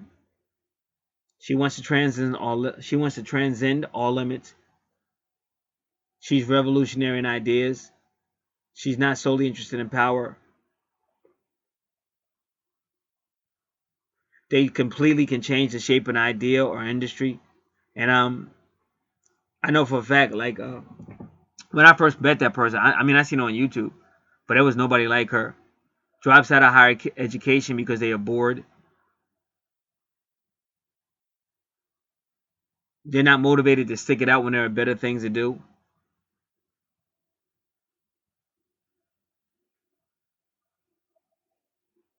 Gets along on sharp instincts and shrewd intuition when it comes to figuring people out and things. You can encounter a Lilith type person on a long distance travel if she's in the ninth house. And these type of women tend to marry a higher status men who are older and richer. This is the woman who marries her boss. Women with this placement have an instinct for men who can act as gurus or further their careers. They said a surprising number of women with this placement either do not remarry after their first marriage or do not get married at all. Give me a second. The best way to understand a Lilith in the ninth house is to look at a lot of different people and watch as patterns start to emerge. Some ninth house Lilith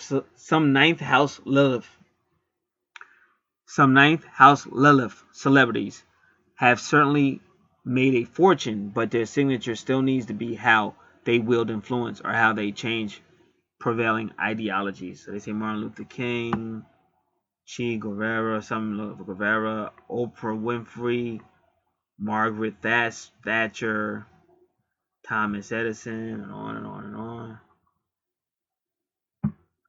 But she said there is a sleazy side of Lilith. Lilith is naturally at home when she's with the energy of Saturn or Pluto. When it comes to Jupiter, the fit isn't as perfect because that's what it is. It's Lilith in the ninth house. And the ninth house Sagittarius is ruled by Jupiter. Lilith can grant a bonanza in the ninth as it harnesses the energy of Jupiter, a god known for transcending limits and generating multitude of new forms. But often the expression is twisted and surprising. Lilith is tainted by Jupiter's energy to some degree, with sordid results. Then they say somebody named Dominique Strauss-Kahn and others, Roman Polanski, Sylvia Brown. Definitely sound like a black woman.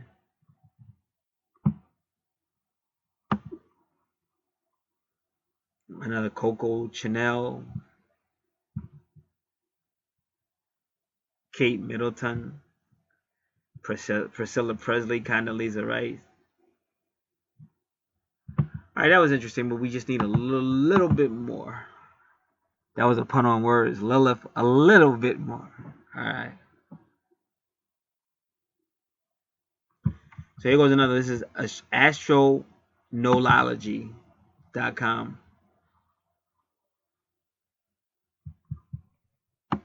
Lilith in the ninth house finds response in society. Here, her instinctive self-assertiveness is motivated religiously, philosophically, politically.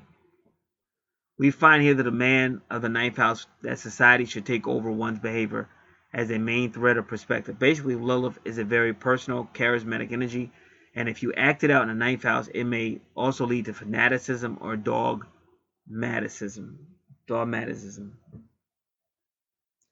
You turn your own view into the leading idolatry, and Lilith you express this with much charisma, even to the degree of being dangerous.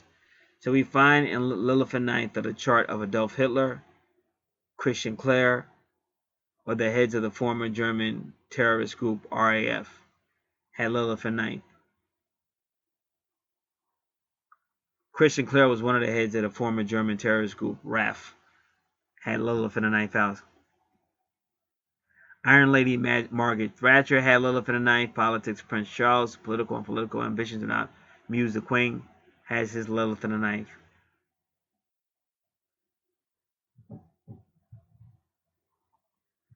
Because it's kind of funny, you know. Well, I'm gonna leave it because that was an eighth house situation. But you got that Mars in the fifth, but that's an eighth house situation. So we won't take that to the ninth house.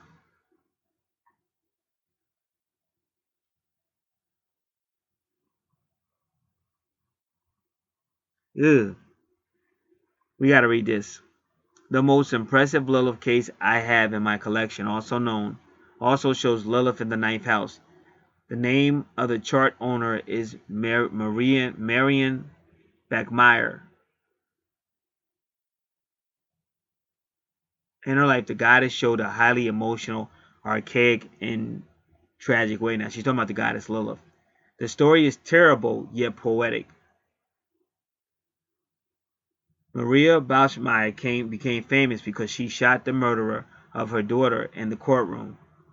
2 films had made of the story. She became the secret idol for victimized mothers and children, an avenging angel, a heroine. Violence was a central thread in her life, starting in her childhood. As a girl, she was raped and became pregnant. They put her into a child home and she had to give the child away for adoption. In the facility, she was raped a second time with ensuing pregnancy and again had to give the child away. At the age of 23, now remember 23 is a number that resonates with Sirius, the Sirius constellation. Also, number 23 is called the God incarnate number, which is why Air Jordan, Ward, and LeBron James. In the age of 23, she gave birth to her daughter Anna. Then, the ultimate horror. At the age of 7, Anna was killed in a sex crime. The perpetrator had been caught, and 1 year later, the incredible happened. During the trial, Miriam calmly stood up and pulled out a pistol she had smuggled in and fired 8 shots, 8, that 8th house, Scorpio, at the offender. 6 bullets, Venus's number, hit his back. Afterwards, she said to the silence. Afterwards, Miriam said into the silence, I wanted to make sure I kill him. Actually, I wanted to shoot him in the face and let security arrest. Actually, I wanted to shoot him in the face. This is what she said. I wanted to make sure I kill him. Actually, I wanted to shoot him in the face. Then she just paused and let security arrest her without any resistance. With this act, she became a public heroine. The sentence was mild, 6 years. They go to number 6 again, Venus's number, for manslaughter, and they let her go after 3 years. At the age of 43, she got cancer. She was working at a terminal care at the time. She died at the age of 46. She had asked a friend of hers, who was a journalist, to accompany her, dying with the camera. In the chart, we find Lilith here in the 9th house in conjunction with Mercury, squaring Pluto and trining the moon. Mars at the ascendant tells us something about the potential for violence in this life. Here she stands for the unconditional, acting on emotional impulses.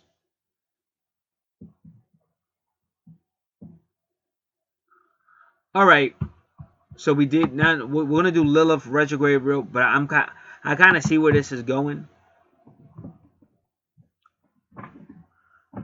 See, he's a good man. That's why I worry about him. But he is a man, so I gotta respect he's a man. But I be trying to tell this nigga, but you might get your ass killed fucking around with this shit. I be trying to tell you, boy. So let's do little retrograde. It's gonna, of course, internal. It's gonna affect internally.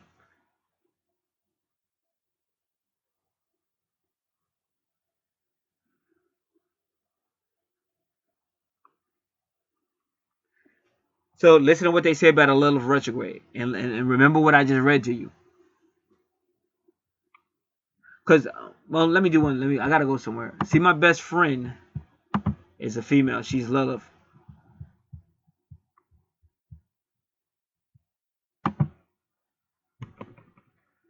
So I want to pull her chart up real quick.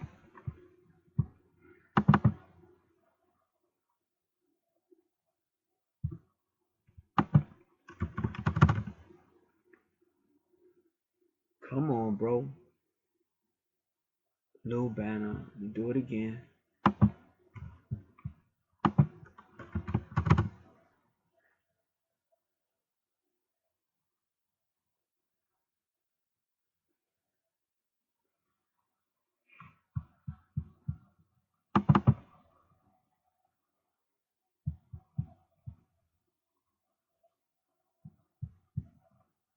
All right. I have no idea.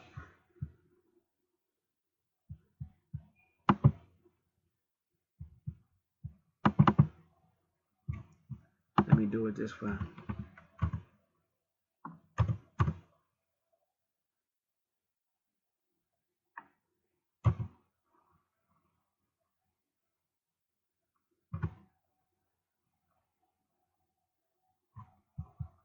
I can't even find a chart, so never mind.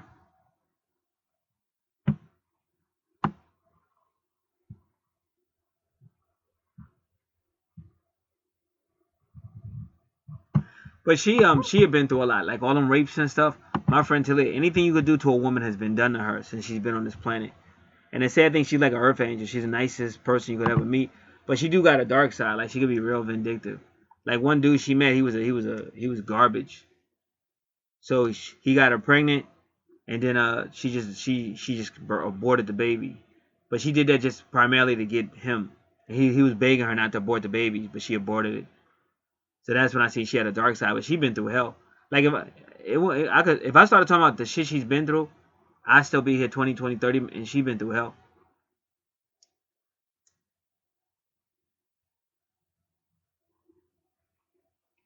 So that's that Sagittarius. But I was trying to see where her Lilith was, but I can't find her chart, so we got to keep it moving.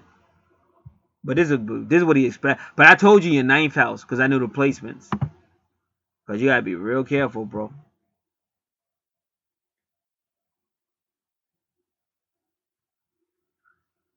And going back to that woman, Marianne, and shot that guy. He says, of course, it's strictly forbidden to take the law into one's own hands. But her act was very popular, and she had appropriate to the ninth house. Made herself an executor for a real public demand in the face of the most dreadful of crimes. So that's like in the ninth house, depending on the placements in the house, this person will begin to, they'll just go with what they think. Like they'll change shit. We already read that. That's why I said it's important to really listen, because I know you're getting a lot of information, but that's why I tell people it's not gonna kill you with pen and paper. Because that person in that ninth house, if they feel a certain way, they'll become the law. They don't care what you think, and they don't care what nobody. And I even beg my friend, don't kill the baby. And she's died. Look, y'all don't understand what I'm saying. It's many times when she had babies where they told her, because my friend always been real sick. My friend been sick since she's like 17. That's like probably like close to 30 years ago. Not fully 30 years, but close enough. Give me 1 second.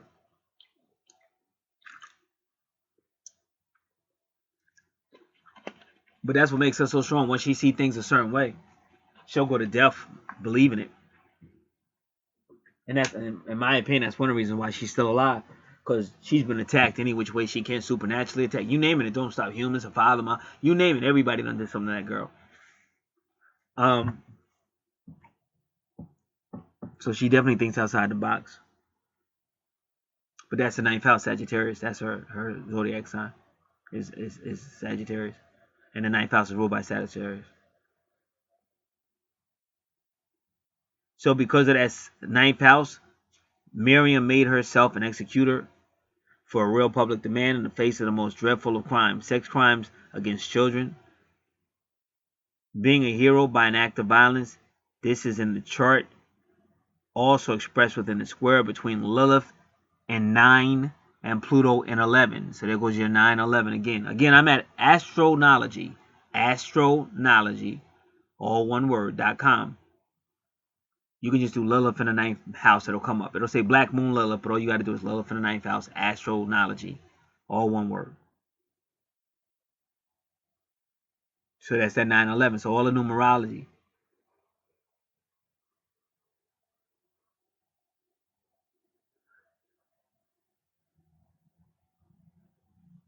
So he took the chart of her and her daughter, and he saw Lilith on both charts.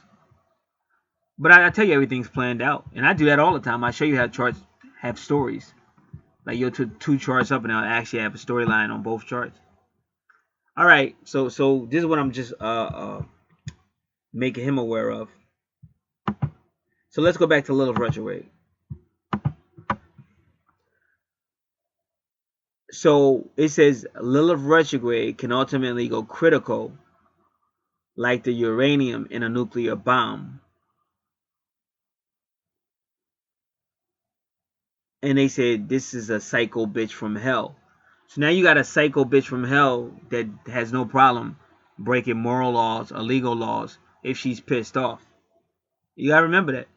See, because what happens, and like I keep it 100.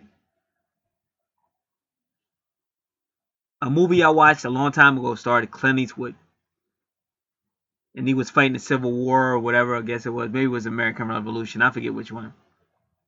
But I guess it's the American Revolution. And he's a Union soldier. And he had got wounded, and he ended up in his house full of women. It was like a young girl, a female more his age, and an older woman. Now that's what I just told you all about, because the Trinity, The real Trinity is a woman because she appears the divine feminine. She appears as a young girl, a teenager, then a more adult female, and then a crone or older woman. And that's what this movie was about. I'm starting to peep the knowledge now because I have better understanding of what I was watching. Oh Lord, what was I getting ready to do? Because this is real important.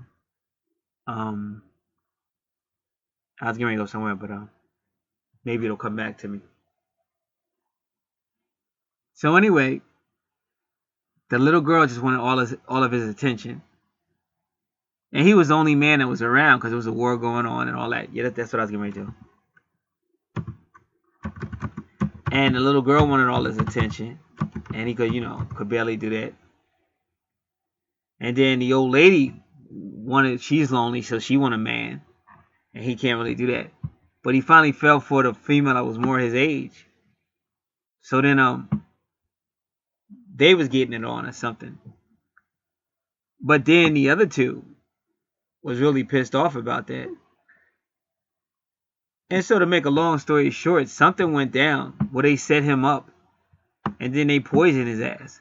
And when they poisoned his ass, now he survived the war. He was wounded, but he survived the war. But he didn't survive those 3 women. So they sat there and poisoned his ass, and they all just sat there when he died. The young girl, the woman his age, and then the old lady. And you see all the bullshit that goes down in life. And, for whatever reason, people get caught up. And then you get killed by the bullshit. See, I saw what was going down. People talk, like he know. Like this dude right here, he probably know better than anybody. Because this dude been hearing me talk a long time. But it's just that he still got other thoughts.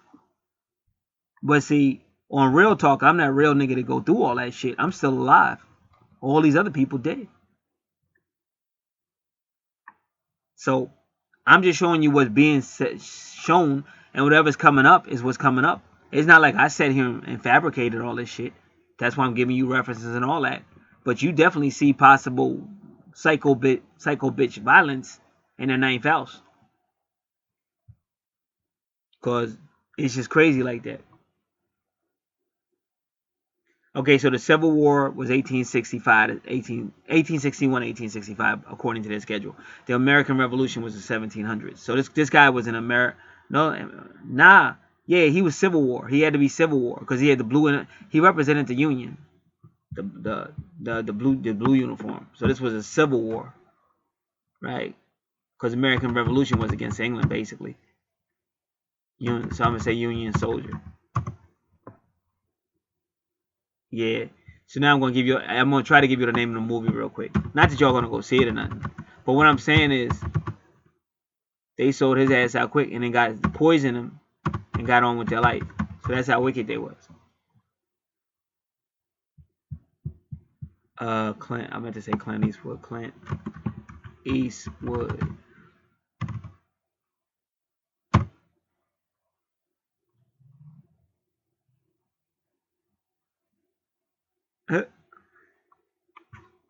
So I don't know. I was hoping he showed me his pictures or whatever. So I don't know.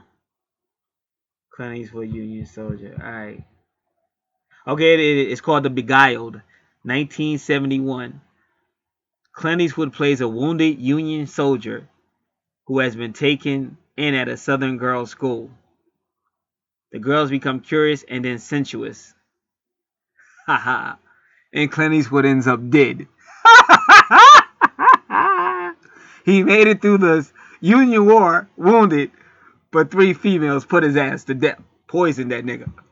So you better be careful, homie. I'm just telling you what I see and whatever. Because like I said, I've been telling this dude from day one, be easy. And he know. So he got that kind of, he respects it, but he just don't agree with it. And I respect that. I'm not mad at him. But nigga, I'm seeing it in your chart now. So I'm going to tell you again, be easy. Because your 9th house is talking crazy.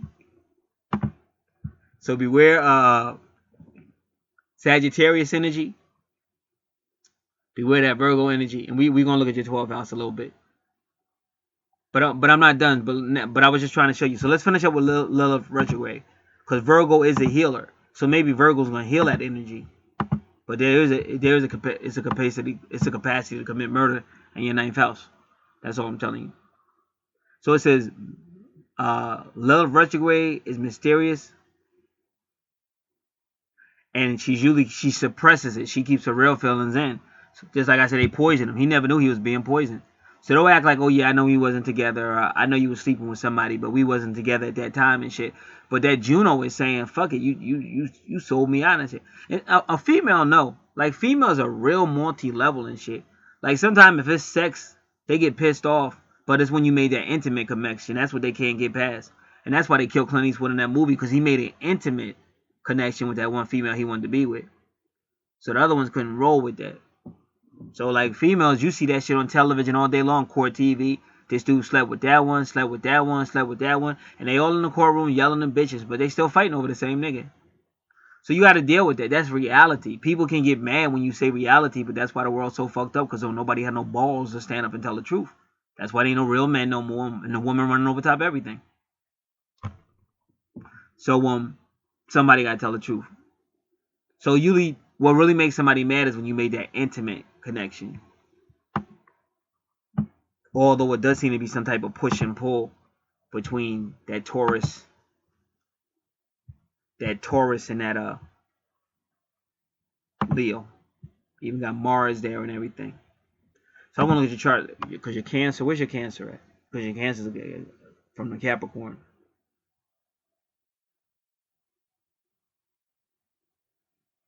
Alright, so we're still reading Lilith retrograde.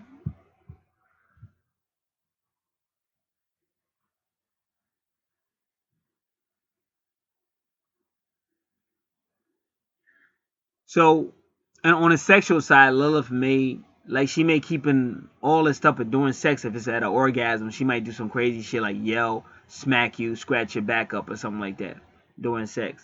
But the thing is, she's in the 9th house, which can be a violent house. We just learned, and also because this person will take the law in their own hands, and so it's definitely gonna be issues. That's what I'm trying to tell you. Definitely gonna be, you're gonna have 9th house issues if you go the route that we was talking about. But now you want to say Lilith conjunct Juno, and I'm really hoping we get to see that, because that's what I really want to know. Lilith conjunct Juno. Okay, this is astronology again, amazingly, because this is the person that just did the last one, and that's what came up first.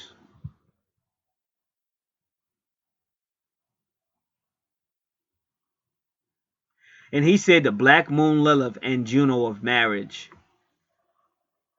but he did that on a forum. All right, let's do this one. I might still go back to that one, but we'll see.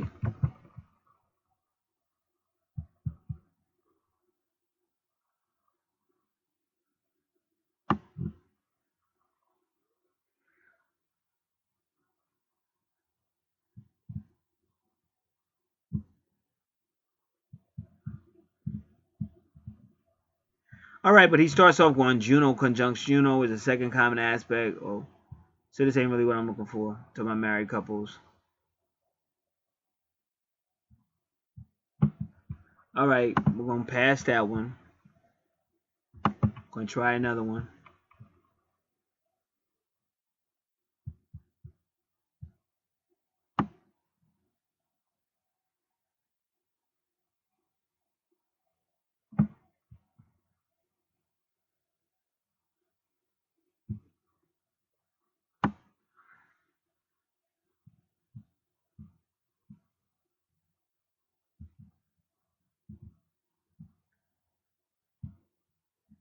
All right, we got to keep going.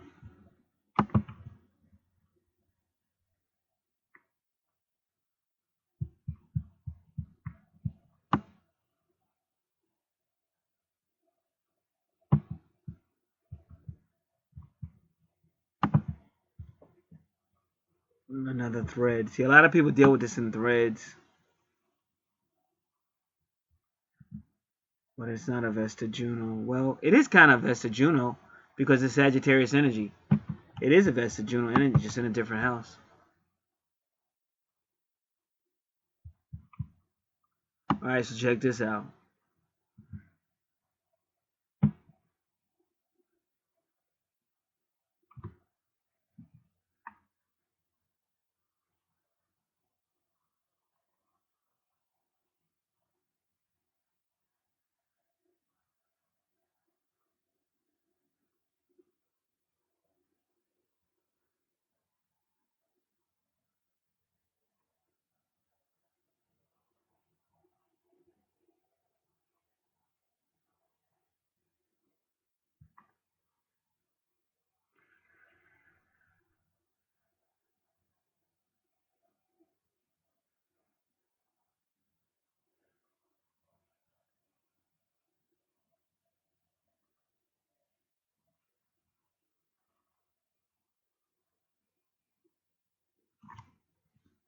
And you may actually, which I'm not saying, well, yeah, you got some weird shit. Like your ninth house is weird, bro. Just give me a minute. Cause Vesta is trying to keep it spiritual. That's well, but she's fire too. Vesta's fire too. So let's do Vesta and Sagittarius. Cause this is all your ninth house. Cause I'm trying. It's a lot of implications. Cause your 12th house at the end, it's all about that Pisces energy. And they may be actually making her more, making your Pisces partner. They may be trying to make her more supportive of you and more spiritual. But it's only through humbling that Taurus gets Taurus pride. And that Palace is also, because Palace is really defensive. And they're trying to humble it. So Vesta is trying to humble. That's what it looks like.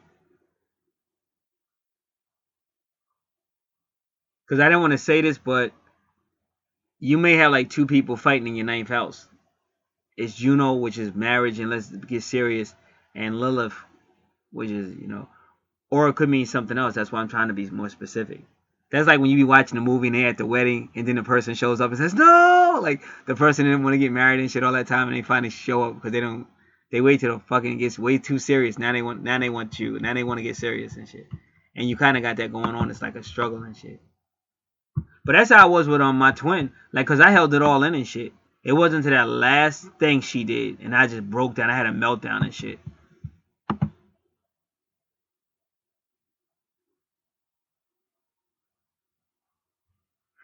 All right. Vesta and Sagittarius. Vesta and Sagittarius is devoted to a higher power or universal truth. This serves as an inspiration for the greatest work. They may become fantastic about their beliefs. They believe in intellectual freedom. They are practical and determined to learn as much as possible. They are dedicated to their faith. They are able to see a big picture and are full of enthusiasm. They love adventure. They can be inspired teachers. They know that there is no end to the journey of learning. I'm going to put this on pause. I'll be right back.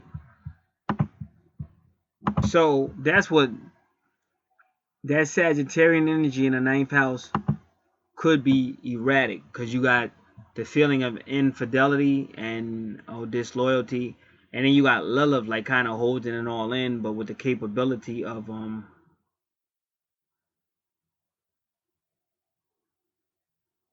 doing something wrong. All right, we're gonna do. So Vesta's trying to get that energy and say no, like and it's in your Pisces house, so it's trying to get that person to just go back to like the beginning when y'all was together, but with a spirituality. Because your second house is your first house. Your whole Aquarian, Pisces type of thing with that, and Venus is right there in that house. And ironically, where is Venus? See, Venus is real close to that Capricorn energy again. Uh, again, it's just weird. Like your shit is just weird. But in my opinion, she just has like your twin has the opposition to the Leo, not so much to Cancer. And right now I can't explain that. If I did the whole thing, maybe. But there's just an opposition between primarily the Leo and the Taurus.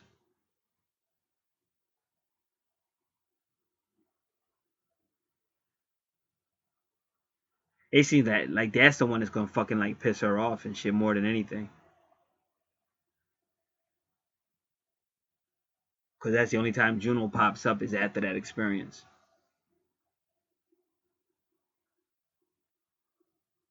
And we can do a real quick Leo opposing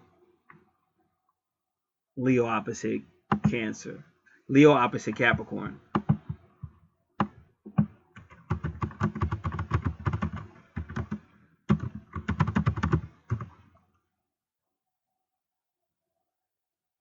But it definitely gotta be opposite.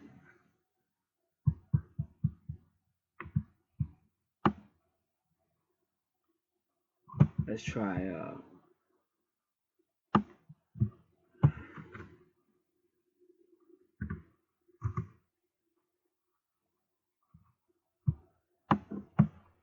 aspects Leo.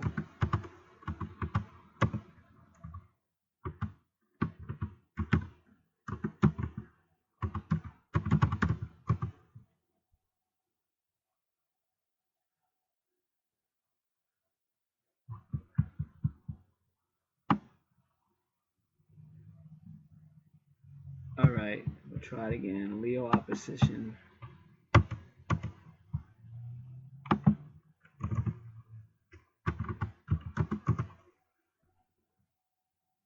And they really don't want to give it to me. All right, it says, let me see this. But that's just like, because see, one represents your sun, which is Leo. Even though Leo ain't your sun sign, but Leo is still ruled by the sun. So usually that Capricorn shows when you learned a little bit more, like a little bit more experience. Now this is ask-oracle.com. Ask-oracle.com. Leo and Capricorn are completely opposite to each other and have different approaches towards life. Leo and Capricorn, very quiet and impressive, and Capricorn find Leo very important and dramatic. Still, they are attractive things. Capricorn find Leo very bright and Capricorn are generally conformist thinkers who are highly ambitious and self-disciplined. They prefer safe and security. We all know Leo is a life. Leo wants to go. Leo wants to just shine.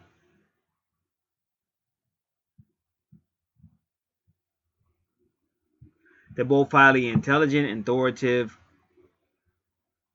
practical, and they can both be stubborn. Capricorn possesses those qualities a bit more than Leo,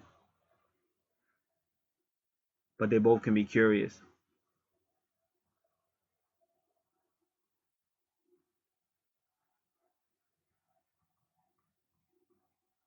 But they can be very competitive to each other.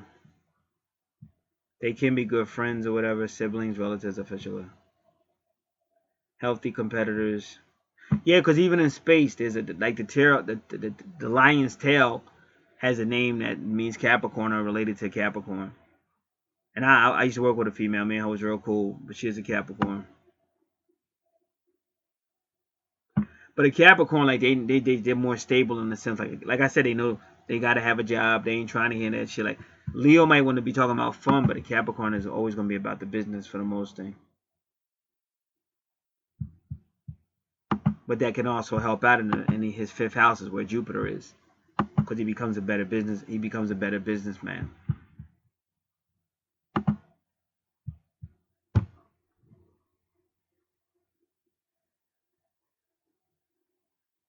See, like I said, again, I'm gonna look at if I can find her chart real quick. I'm gonna look at her chart again. It's not really a mystery, but it's just weird. That's what I'm trying to tell you. All right. Now on her chart, I'm looking just at Leo. Because she's got a lot of retrogrades with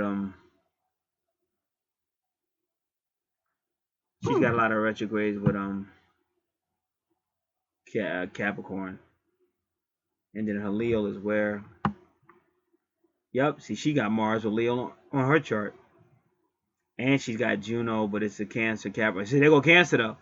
Finally, there go Cancer with the Juno. And then she got Chiron, because his Chiron is in the 7th house. See, all of them are connected. And that's just some weird shit. See, this could still be the power of a female, I'm trying to tell you. People don't know how the female works, but she do. And y'all don't know how powerful she is. I try to tell y'all. Because this could all be something that she's implementing, her higher self. Like that Cancer and that, what I said, Leo. It could all be stuff she's implementing. 1, 2, 3, 4. To make him more the kind of man she needs him to be. And that's why when you got Cancer, I told you that's Imam Coeli. And I told you that the Divine Mother works through the feminine, the female. See, we just want to know, who gonna love me and who I'm gonna have sex with and where my money at. But they don't want to know the chart. But the chart tell you everything, and I gotta tell you everything. Because you can see it. Because I keep telling you, it's weird, bro. Like I'm saying, am I dealing with the same person or is this somebody else? That's what the mystery is. And if you notice, her true north node is Sagittarius, bro. So her higher self is implementing all this. Now, don't get me wrong. She may be able to understand it because she's real smart. But don't no female want to see her man or somebody she like laying with no other female. But you got to tell her, listen, your higher self, I'm only doing what your higher self wanted me to do for us to get better. And that's probably why she'll kill your ass in the ninth house and shit. With that little retrograde and shit. Because there's some weird shit going on, bro. And then you see how she got little retrograde in Pisces with Vesta. Brother, I don't know if you're going to believe me or not, but everything, she's working this out. This is her higher self doing this shit to you, bro.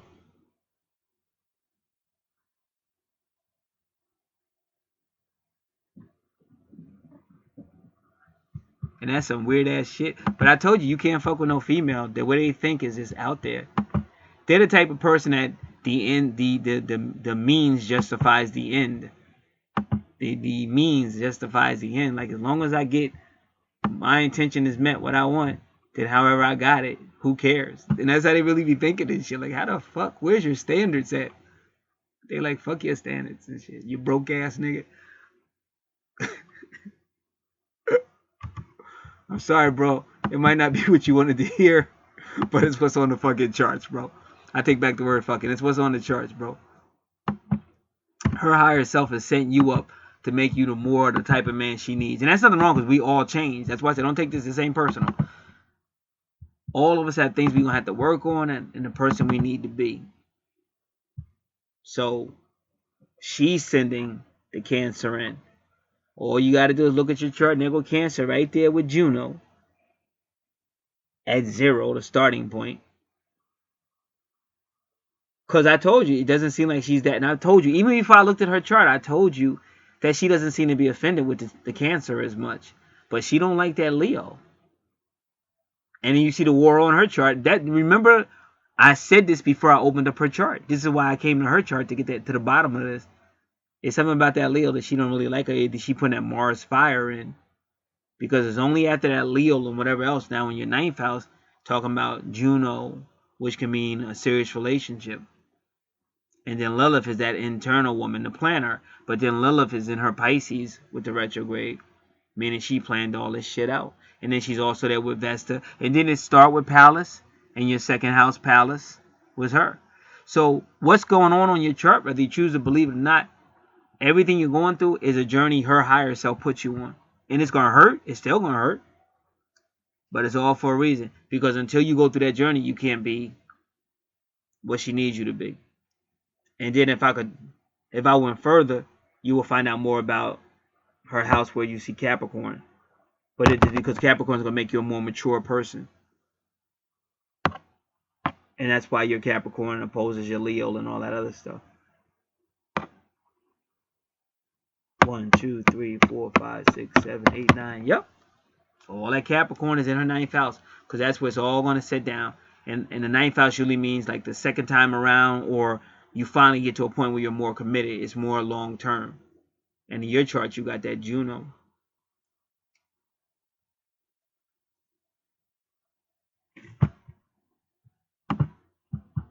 So both of those females, the Capricorn and the Leo, are being used by her higher self. And then let's just look at her Virgo real quick. 1, 2, 3, 4, 5. So you got Virgo in the 5th house. And that's where you had all that activity at. And then the 6th house, which is Virgo, got the vertex cross again with Libra. Jupiter again. And then in her 7th house, you got Scorpio and all that. But that's where all that stuff goes in your house. Scorpio rules your 8th house. And she got Pluto there. And where's your Scorpio at? And your Scorpio got Pluto, but yours is in the 11th house.